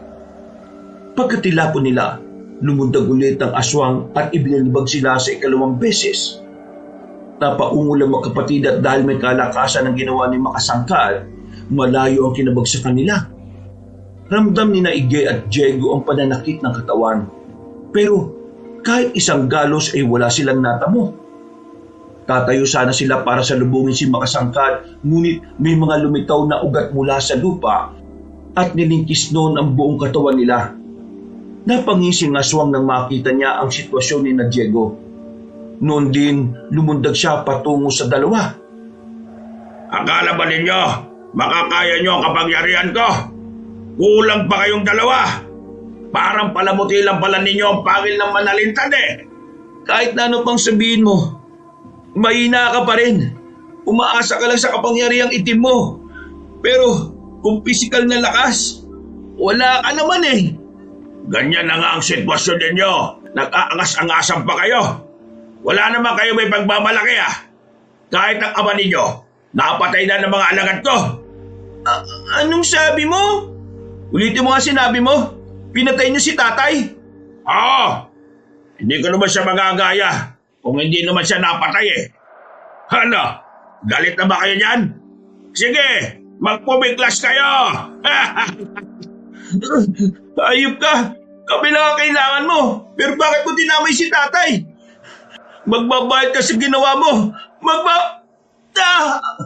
Rico! Kuya, ang sakit! Tignan niyo ang sarili ninyo. Konting pigalang ng mga ugat para kayong mga dagang naipit. Sige, mas pagagandahin natin ang laro.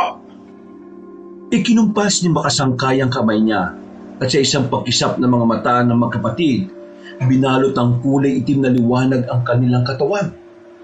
Habang tumatagal sila sa ganong sitwasyon, naramdaman nila ang unti-unti nilang panghihina. Nang mapansin ni Diego na umiinit ang suot nilang anting-anting, hindi siya nawala ng pag-asa. Sinikap niyang magpumiglas, pero mas naging mabilis ang paghigop ng lakas niya. Napalingon pa siya kay Ige at nabahala nang makita niyang nawala na ng malay ang kapatid niya. Noon din, napansin niyang nagdidilim na rin ang paningin niya. Bago rin siya nawala ng ulirat, may nakita siyang nakasisilaw na liwanag na lumitaw sa bandang likuran ni Makasangkad. Hindi niya alam kung ilang minuto o oras siyang nawala ng malay. Nagising na lang siya na maluwag na ang pagkakalingkis ng mga ugat sa katawan nila. Ige, pwede na tayong makaalis sa sitwasyong ito. Hindi na masikip ang pagkakapulupot ng mga ugat sa atin. Wala na rin ang maitim na liwanag na bumalot sa atin kanina. Oo nga kuya. Sige, talagan na natin ang sarili natin. Teka, tingnan mo si Makasangkad. May kalaban siya. Si Buyong Dumaraog yan. Hindi niya tayo binigo, Igi. Nandito siya. Siguradong ililigtas niya tayo. Makakauwi na tayo sa bahay natin. Kuya, totoo kayang sinabi ni Kabakungan sa atin? Patay na raw si Tatay Armando. Hindi totoo yan. Hindi ako naniniwalang patay na siya. Baka sinabi lang ng aswang yun para panghinaan tayo ng loob. Sa bagay kuya, posible rin naman yung sinabi mong yan. Ige, parang kailangan ni Buyong Dumaraog ang tulong natin ah. Dito ka lang, pupuntahan ko sila. At ang matulungan ko ang Diwata. Kailangan matalo si Makasangkad para wala nang maging banta sa atin. Tutulong rin ako kuya. Baka kailangan niya ng dagdag na kakampi. Huwag na, baka kumapano ka pa eh. Kailangan ligtas tayo makaalis dito. Ako lang ang tutulong kay Buyong Dumaraog. Hindi na pinakinggan pa ni Diego ang sinabi ng nakababatang kapatid niya. Noon din, tumakbo siya para lumapit sa dalawang naglalaban. Napangiti na lang siya nang makita niya sa lupa ang itak niya. Dinampot niya ito at nang makita niyang nakatalikod sa kanya ang aswang, tumakbo siya para bumwelo at ang medyo malapit na siya, lumundag siya sabay taga sa batok ni Makasangkad. Yan! Patraidor kang gumalaw, binata! Pagbabayaran mo ang ginawa mo sa akin! Ikaw ang magbabayad sa mga ginawa mo. Marami kang pinatay na babaylan dati para lang mas maging makapangyarihan ka. Ngayong nagkaharap na tayo, sisiguraduhin ko na hindi ka na muling mabubuhay pa. Buyong Dumaraog, hindi po siya tinatablan ng itak ko eh. Anong gagawin ko para masugatan siya? Dugo ng isang diwata. Kailangan mapatakan niya ng dugo ko. Halika rito, lumapit ka sa akin. At anong akala nyo? Papayagan ko makalapit ka sa kanya? Nagkakamali ka, binata! Buyong! Demonyo kang aswang ka! Bakawalan mo ang binata at ako na lang ang kalabanin mo! Napangisi si Makasangkad at noon din ibinalibag niya si Diego. Nakaramdam naman ng ibang puwersang binata at bago pa man siya makalapag sa lupa, nakita niyang may nakatayo na isang lalaking nakasuot ng pangbaylan na kasuotan. Napalunok siya ng laway nang makita niyang sumenyas yun na animoy binabasbasan silang dalawa ni Ige. Agad siyang napaisip na marahil yun na si Labing Isugon. Napangiti na lang si Diego nang mapansin niyang nagawa niyang ibalanse ang katawan niya at hindi siya nabuwal. Lalapitan sana niyang lalaking baylan pero naglaho ito sa kanyang paningin. Walang ano-ano, lumapit si Ige sa kanya. Nakita mo rin siya kuya? Oo, at palagay ko, binasbasan niya tayo. Sandali, tingnan mo sina Makasangkad at Buyong Dumaraog. Nakikipagpambuno sila. At ang bawat isa sa kanila, pinipilit na matalo ang kalaban nila. Kuya, mukhang ginagamitan ni Makasangkad ng itim na kapangyarihan ng Diwata. Tingnan mo parang hindi siya makagalaw ng maayos. Ayan, naibabawan na niya si Buyong Dumaraog. Dito maaari. Tara na! Tulungan natin ang Diwata. Kailangan matalo si Makasangkad at makauwi na tayo sa bahay natin.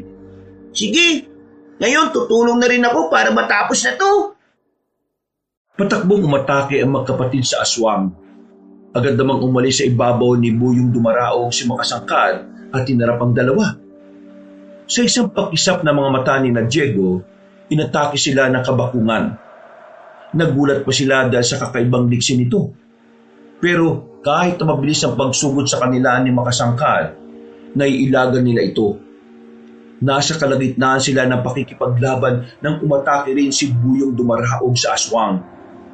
Natigilan ng magkapatid nang makita nilang may hawak ng nagliliwanag na si Batang Diwata at itinarak nito sa bandang likod ng aswang.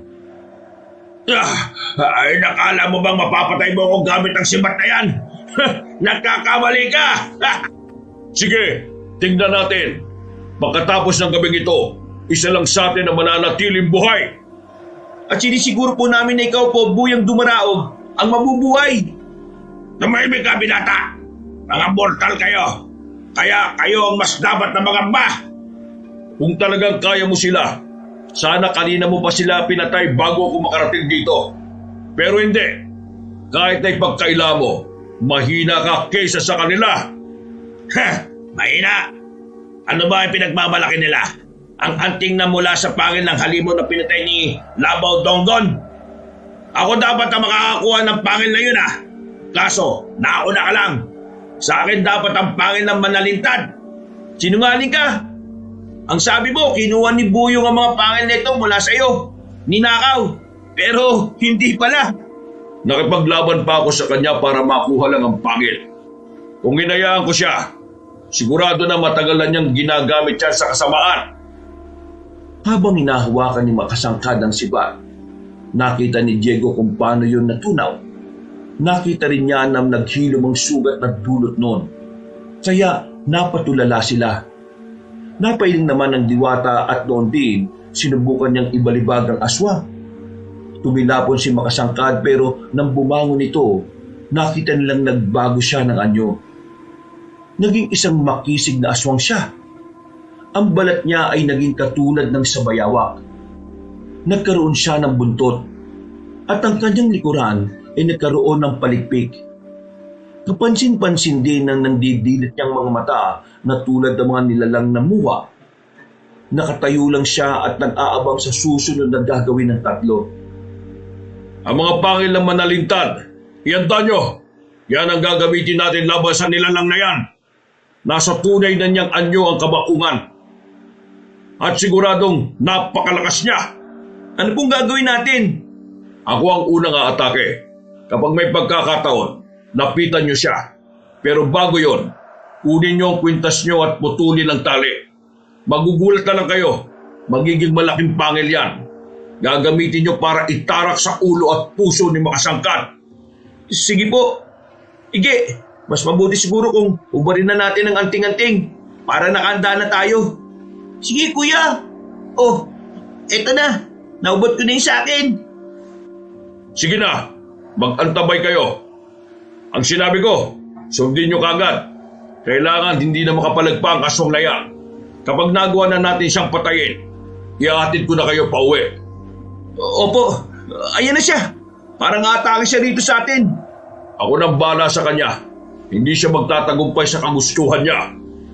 Mag-ingat po kayo, Buyong Dumaraog. Siya ang dapat na mag-ingat sa akin. Wala akong kamatayan. Nang umangil si Makasangkad, sumugod sa kanyang kinaroroonan si Buyong Dumaraog.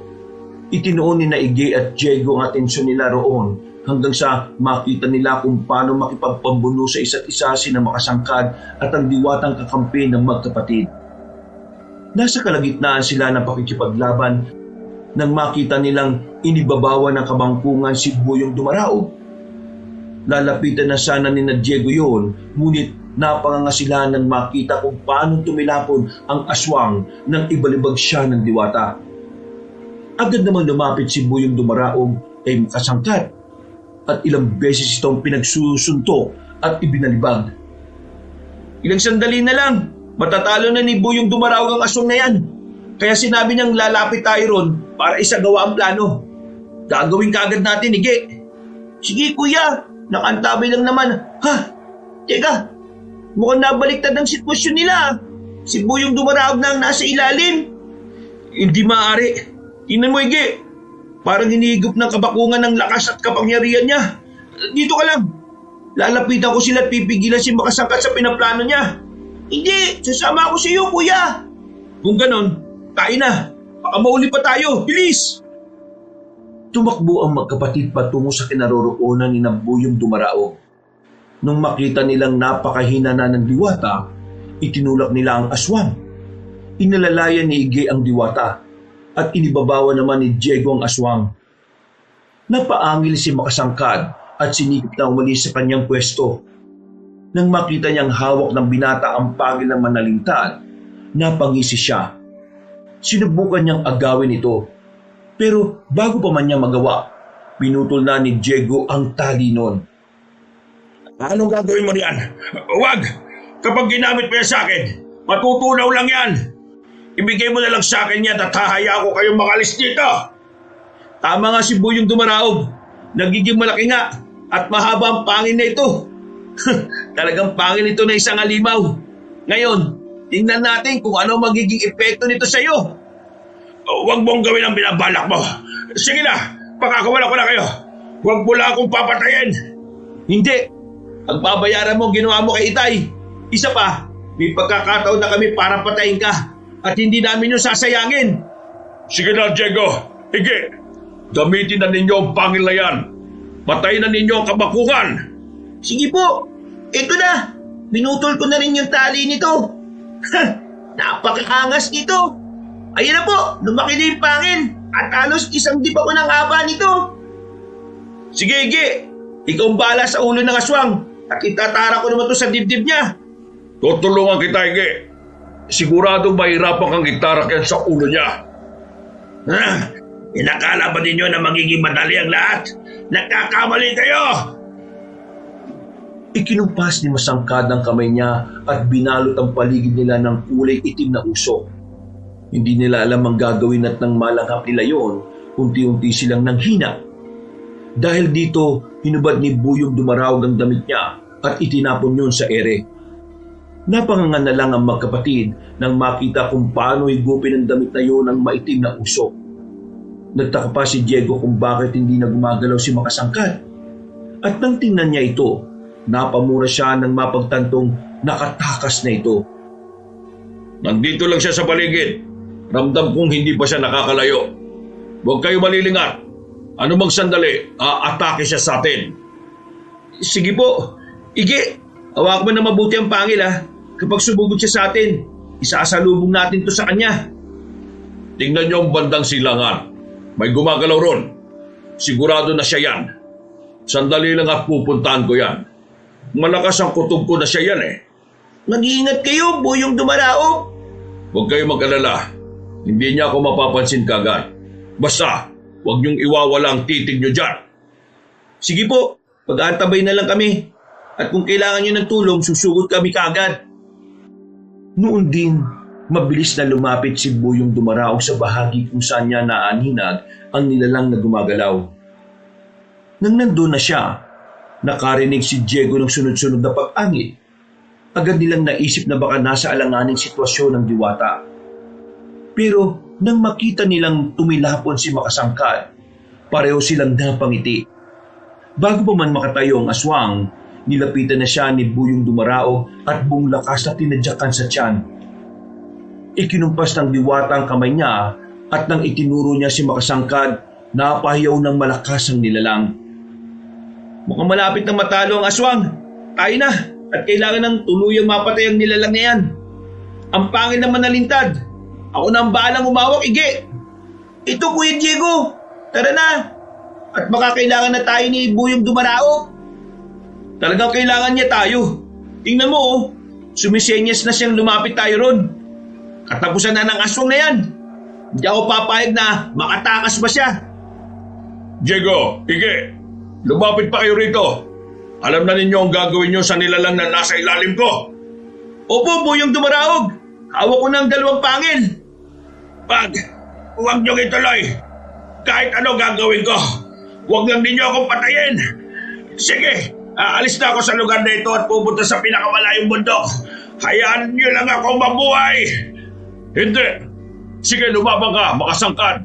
Magpumiglas ka na at nang makalis ka sa ilalim ko. Lumabang ka sa akin. Alam ko ang plano ninyo.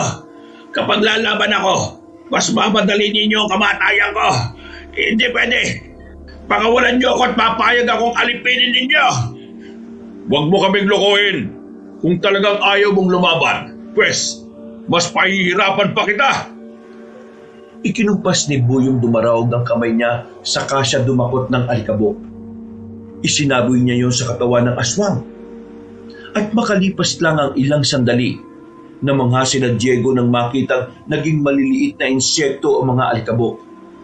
Pumasok ang mga yon sa balat ni Makasangkad, kaya nagsimula na siyang magwala habang umuungol. Napangisin naman ng diwata at sinabi na hintayin na lang nilang ang aswang na mismo ang sumuko, saka magmakaawang patayin na lang. Ilang sandali lang, kakainin ng mga alikabok na yan ang laman mo. Kung ano ang ginagawa mo sa mga tau-tauhan mo, yan din ang mangyayari sa'yo. Balat mo lang ang matitira. Diyan ka nagkakamali. Kahit na isang hibla lang ng buko ang matira, mabubuhay pa rin ako. Kaya nga nandito si Diego. Hawak niya ang 2 pangil na siyang kikitil ng buhay mo. Tingnan natin kung mabubuhay ka pa ulit. Ano po? Gagawin ko na po ba Buyong Dumaraog? Binata! Sige na! Maawa ka sa akin! Kapag inaya mo ako mabuhay, magiging magkaibigan tayo. Hayaan ko kayong makalis dito. Bubuhayin natin ang tatay ninyo. Huwag kang maniwala sa kanya, Diego.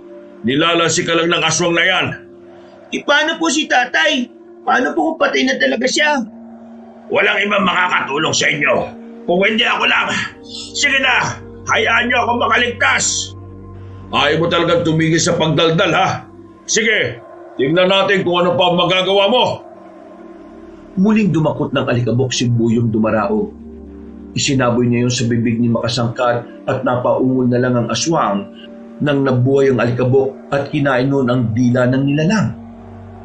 Dahil hindi na rin makagalaw si Makasangkad, sinabihan ni Buyong Dumaraog ang binata na itarak na sa dibdib at ulo ng kabangkungan ang hawak niyang pangil. Gawa ng malaki at mahabang pangil, unang itinarak yun ni Diego sa dibdib ng aswang. Kasunod nito, hinawakan niya rin ang isang pangil at tumugot ng lakas para magawa niyang itarak yun sa ulo ng nilalang. Napamulagat na lang ang mga mata ni Makasangkad at kasunod noon, tuluyan na siyang binawian ng buhay. Yan ang dapat sa kanya. Ngayon, siguradong lalamunin na siya ng lupa. Sige na, Diego. Kunin mo ng 2 pangil at ibalik ang isa kay Ige. Sige po, pero hindi na po ba mabubuhay ang aswang na yan? Baka po kasi bigla siyang bumangon eh. Hindi na. Durog na ang mga laman at buto niya. Kung mabubuhay man siya, magmimistula na lang siyang puppet. Walang kakayahan at madali na lang kung iligpit. Paano naman po babalik sa dati niyang laki yung pangil na yan? Hindi namin niya makukwintas kung kanyang kalaki. Halos kasing taas ko na yan Buyong Dumaraog. Sige, ganito. Bubulungan ko na muna yan para bumalik sa dati niyang laki. Nang sa gayon, may kukwintas niyo ulit yan. Sige po, maraming salamat Buyong Dumaraog. Nang bumalik ito sa dating laki, muling ikinuwintas ng magkapatid ang pangil ng halimaw na manalingtat. Nasaksihan din nila kung paano nilamon ng lupa ang aswang na si Makasangkad. Napatulala na lang sila roon dahil wala man lang kahit na bahid ng dugo sa lupa kung saan ito lumubog. Noon din, nagpasya silang 3 na lumabas na sa lugar na yun. Mabuti na lang talaga, natalo natin ang aswang na yun. Ang buong akala ko matatagal lang tayo makalis sa lugar na ito Kaya nga, akala ko din, habang buhay na tayo sa loob ng kuweba, mabuti na lang talaga. Nakipagsapalaran tayo, tinanap ang lagusan, kuya. Ang sabihin niyo, malakas ang loob niyong magkapatid. Kung naging mahina kayo, sigurado na nakain na kayo ng mga aswang na yon. Maraming salamat, Buyong Dumaraog. Utang po namin sa inyong buhay namin. Salamat po. Kung hindi dahil sa inyo, baka kung napano na kami. Teka po, si tatay pala, totoo bang patay na siya? Nasaan ang katawan niya? Hanapin po natin. Huwag kayong mag-alala. Walang masamang nangyari sa tatay ninyo. Hindi alam ni Makasangkad na peke ang pinatay niya. Isang unggoy lang na sinabuyan ko ng alikabok para magmukhang tao ang kanyang napaslang. Ligtas ang ama ninyo. Ano po nangyari? Paano naman po ninyo siya nailigtas? Nang hinahanap niya kayo, nakita ko ang mga malabayawak na nilalang na papalapit sa kanya. Nagkataon na merong unggoy sa isang sanga, kaya ginabitan ko yun ang kapangyarihan ko para isipin ng mga aswang na yon ang ama ninyo. Pagkatapos, itinago ko sa loob ng puno ng balete ang inyong tatay. Nasaan na po siya? Gusto po namin siya makita, Buyong Dumaraog. Sige, umatras kayo ng kaunti at gagawa ko ng lagusa. Sigurado na hanggang ngayon, natutulog pa rin siya. Pinatulog ko kasi siya para hindi siya makaalis doon sa balete. Nang makatras na sila, ikinumpas ni Buyong Dumaraog ang kamay niya. Ilang sandali lang, lumitaw sa harapan nila ang liwanag. Nilukob sila noon at makaraan pa ang ilang segundo, nakarating sila sa gubat na pinanggalingan ni na Diego. Napagtanto nila na nang mahulog sila sa kuweba, nakarating na sila sa mundo ng kabakungan. Nagsimula na silang maglakad papunta sa sinasabing puno ng balete ni Buyong Dumaraog. Malayo pa lang, nakita na nila ang puno at si Mang Armando na nakadikit ang katawan sa naturang puno. Binalot siya ng maliliit na ugat noon at hanggang sa mga oras na yun, natutulog pa rin siya. Paano po magigising si Tatay Buyong Dumaraog? Oo nga po. Sandali, susubukan ko siyang yugyugin. Wag. Sandali lang at kukunin ko mga ugat na nakapundupot sa katawan niya. Kapag wala na yan, siguradong magigising din naman siya kaagad. Ayan na po. Nawawala na po yung mga ugat ng balete. Nagigising na rin po si Tatay. Salamat po ng marami, Buyong Dumaraog. Ngayong nakatakas na kayo mula sa kuweba at sigurado na akong ligtas kayo, tapos na rin ang misyon ko sa inyo. Lapitan na ninyo ang tatay niyo at alalayan. Kapag tinanong niya kayo kung ano ang nangyari sa kanya, huwag na lang ninyong sabihin ang patungkol sa akin. Kung yan ang gusto niyo po, sige, yan po ang masusunod. Maraming salamat, Buyong Dumaraog. Hindi nga lang po namin alam kung paano kayo pasasalamatan. Mag-alay kayo para sa ninuno niyong si Labing Isugon, para kahit papaano ay masisiyahan siya. Yan lang, sapat na para sa kanya. Kung ganon, sige po, gagawin namin yan. Saktong pagkatitig ni Mang Armando sa kanilang direksyon, naglaho na rin si Buyong Dumaraog. Minabuti ng magkapatid na alalayan ng kanilang ama na animoy hindi alam kung ano ang nangyari. Nagtanong pa siya kung saan sila at kung nasaan ang nanay nila. Alam ni na Diego na walang masyadong maalala ang tatay nila dahil sa nangyari. Kaya ipinaliwanag nila ang lahat. Diyos ko, mabuti't hindi kayo napahabak. Tama, naalala ko na. Ang huling natatandaan ko may papasugod sa akin ng mga malabayawak na nilalang. Mga tauhan po sila ng aswang ng kabakungan. Mabuti na nga lang po at nakaligtas kami. Nahulog po kami at aksidenteng nakulong sa kuwebe. Salamat naman sa Diyos at walang masamang nangyari sa inyo. Hindi ko alam kung anong gagawin ko kung may masamang nangyari. Maswerte nga lang po kasi kami. May tumulong sa amin. Alam niyo, Itay, hindi ka maniniwalang tinulungan kami ng isang... Bakit bigla ka natigilan, Ige? May itinatago ba kayo sa akin? May diwata po kasing tumulong sa amin, Tay. Lalaki po siya. At ayon sa kanya, gabay raw po siya ng isang ninuno natin na nagngangalang Labing Isugon. Labing Isugon? Teka, pamilyar nga sa akin ang pangalan na yan. Kung hindi ako nagkakamali, nabanggit yan dati ng lolo ko sa akin. Ayon sa kanya, lolo raw niya yon. Isa raw po siyang babay lang manunugis ng aswang, Itay. Ay, base sa kwento ni lolo, oo. Pero matagal ng panahon yun Hindi ko na nga siya naabutan Ay siya nga pala, ano nga ang pangalan ng diwata? At anong sinabi niya bago siya umalis? Buyong Dumaraog po. At ang sabi niya po, Itay, mag-alay po tayo para sa kaluluwa ni Labing Isugon. Yun lang po at magiging masaya na siya. Sigurado ba kayo na yan lang ang habilin niya? Opo, Itay. Kung ganon, ayun na. Umuwi na tayo sa bahay natin. Sigurado nag-aalala na ng sobrang nanay ninyo. Hindi ko na alam kung ilang araw tayong hindi nakauwi. Basta pagdating natin sa bahay, mag-aalay kaagad tayo. Kailangang magpasalamat tayo sa ninuno natin yon. Pati na kay Buyong Dumaraog. Napatango na lang ang magkapatid. Noon din, naglakad silang tatlo pa uwi. Hindi na hinanap pa ni Mang Armando ang sibat niya. At inisip na lang niya na namatay na ang bayawak na sinibat niya noon. Habang naglalakad, Nagkwento ang tatay ni na Diego patungkol sa naging panaginip niya. Namangha naman ang magkapatid dahil kung ano ang naging bungang tulog ng tatay niya ay siya rin mismong nangyari sa kanilang dalawa. Pagdating nila sa bahay nila, naabutan nila si Aling Loleng na umiiyak habang nakaupo sa tapat ng pintuan nila. Loleng, nandito na kami ng mga bata. Huwag ka na umiyak. Pasensya ka na at hindi kami nakauwi kagad. Napakahabang kwento. Diyos ko, Armando, nandito na nga kayo. Teka, hindi ba ako pinaglalaruan ng paningin ko, Armando? Totoo ba kayo? Oo, Loleng. Kami nga ito. Hindi ka pinaglalaruan ng paningin mo. Ang akala ko kasi kung ano nang nangyari sa inyo. Akala ko'y patay na kayo. Huwag na po kayo umiyak, Nay. Nandito na kaming tatlo. Walang masamang nangyari sa amin. Tama na po yan. Alam naman ninyo na hindi ko kaya kung may hindi magandang mangyayari sa inyo. Hindi ko alam kung anong gagawin ko.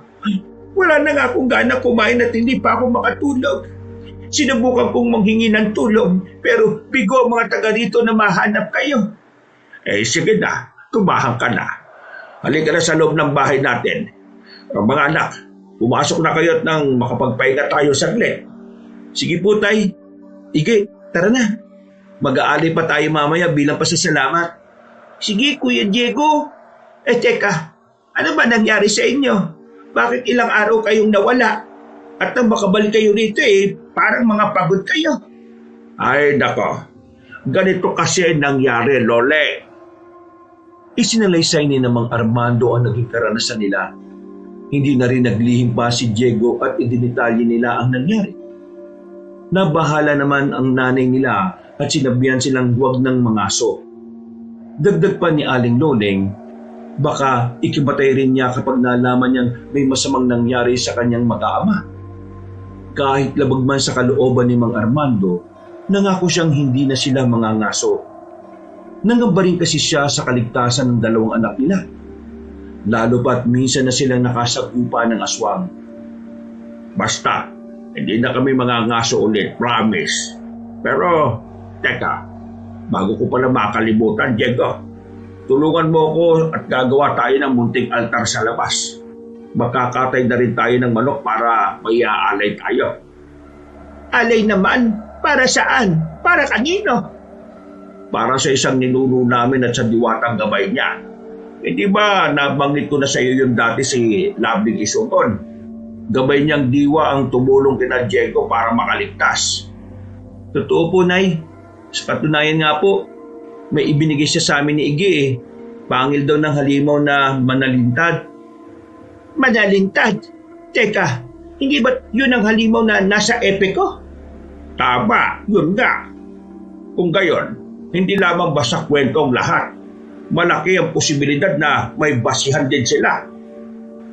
Magpapatuloy pa sana ang pagkukwento ni Mang Armando pero naalala niya ang plano nilang pag-aalay. Dahil dito, bumaba sila ni Diego. Inihanda nila ang mga kailangan nila. Nang matapos sila, nagsimula sila mag-alay para kay Labing Isuton at Buyong Dumaraog. Gawa ng pagod sila, hinayaan na lang nila ang mga alay nila roon sa labas ng bahay nila. Minabuti nilang pumasok na sa kanilang tirahan saka kumain at magpahinga. Makalipas ang ilang araw, Armando, kanino yung dalawang baka na nakatali sa tapat ng bahay natin? Hindi ko kasi namalaya kung sino nagtali nun Abay, ewan ko. Nagising nga lang ako na nandyan na yan Mas mabuti siguro kung magtanong-tanong tayo. Mamaya baka nakaw ang mga bakang yan. Tayo pa ang pagkinalaan. Inay, Itay, kaninang madaling araw po, may nakita ko mga tao na nagtali dyan. Pero hindi po ako sigurado kung tao po talaga sila Matataas sila at tapos sobrang puti nila. Tapos, nandyan na sila sa tapat ng bahay, sobrang bango ng hangin, parang ilang-ilang. Kung hindi ako nagkakamali, mga engkanto nakita mo, anak. Huwag niyong pakikilaman ng mga bakang yan. Mamaya baka kung ano pa yung kapalit yan Paano naman po kung bigay pala yan ni Buyong Dumarao? Baka biyaya yan mula sa kanila at gusto nilang alagaan natin yan. May punto naman ang anak mo, Armando. Baka nga galing yan sa kanila.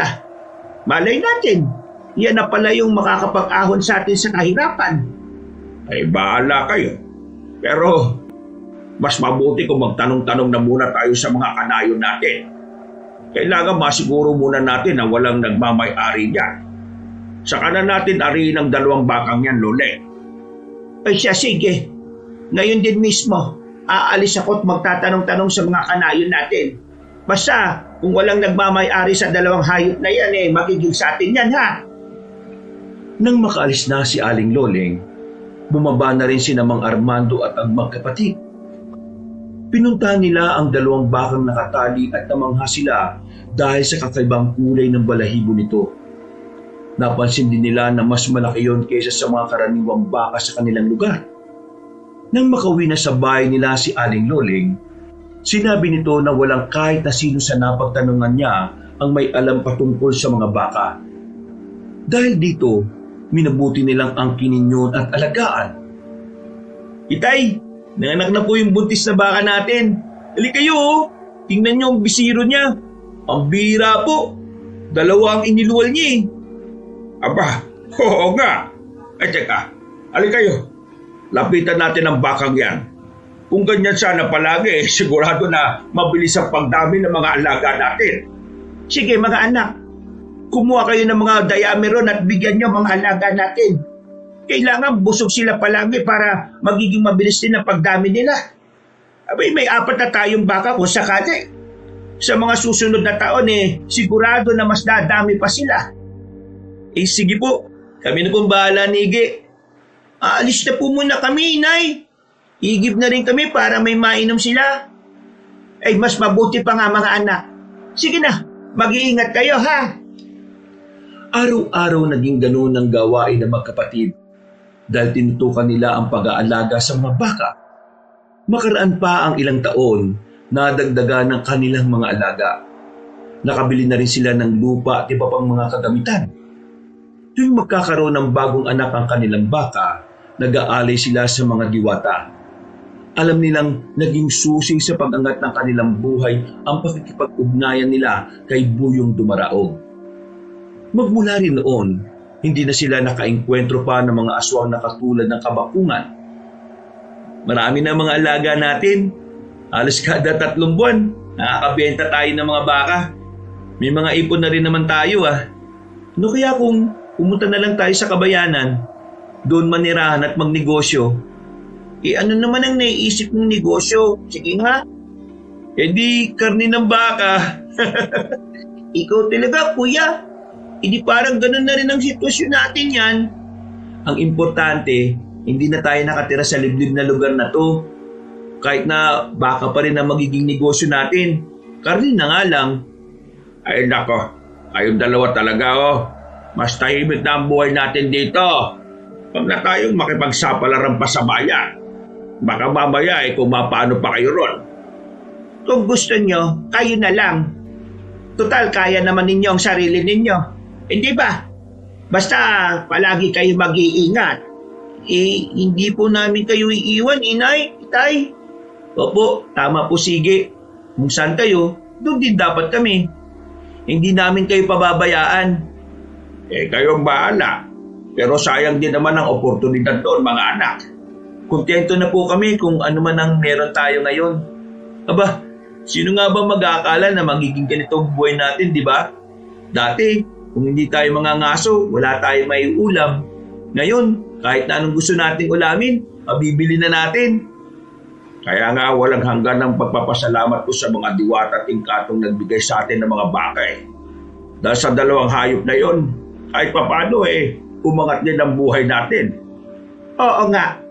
Basta, kahit na anong mangyari, ayaw ko nang bumalik kayo sa pangangaso ha. Hindi ko makakaya kung mawawala kayo sa akin. Kayo ang pinakamahalagang yaman sa buhay ko. At ikamamatay ko kung kukunin kayo sa akin. Huwag na po kayo mag-alala, Nay. Hindi na po namin gagawin yon. At kung gagawin man po namin, sigurado naman kami na wala nang aswang na maghahangad na makuha kami. Patay na si Makasangkad Tama si Diego, Loleng. Basta, pangako, hindi na mauulit ang nangyari. Hindi ko papayagan ng kahit na anong nilalang na kunin ng mga anak natin at ikulong sa kahit saang kuweba. Ha! Dadaan muna sila sa ibabaw ng aking bangkay. Mga kabangers, mga kayanggaw, si Kabanong po uli. Naku, maraming salamat po sa pagsubaybay ng ating kwento. Siya nga pala, pagkatapos po nito, kung medyo nabitin kayo, dumalaw naman kayo sa isa pa nating channel, yung Pamela Clamil. Opo, ako po ang narrator doon as si Lolo Pael. Minsan, ako as Kabanong. Magaganda rin po ang mga kwento doon. Kaya sana po pakinggan nyo at huwag nyo pong kalimutan na mag-subscribe rin kasi konti pala po mga subscriber doon Tapos, mag-comment rin kayo at mag-like. Maganda rin po kung isi-share nyo rin po yung kwento. So hanggang sa muli, magkita-kita ulit tayo. Ito ulit si Kabanan na nagsasabing, we love you all! Wakas!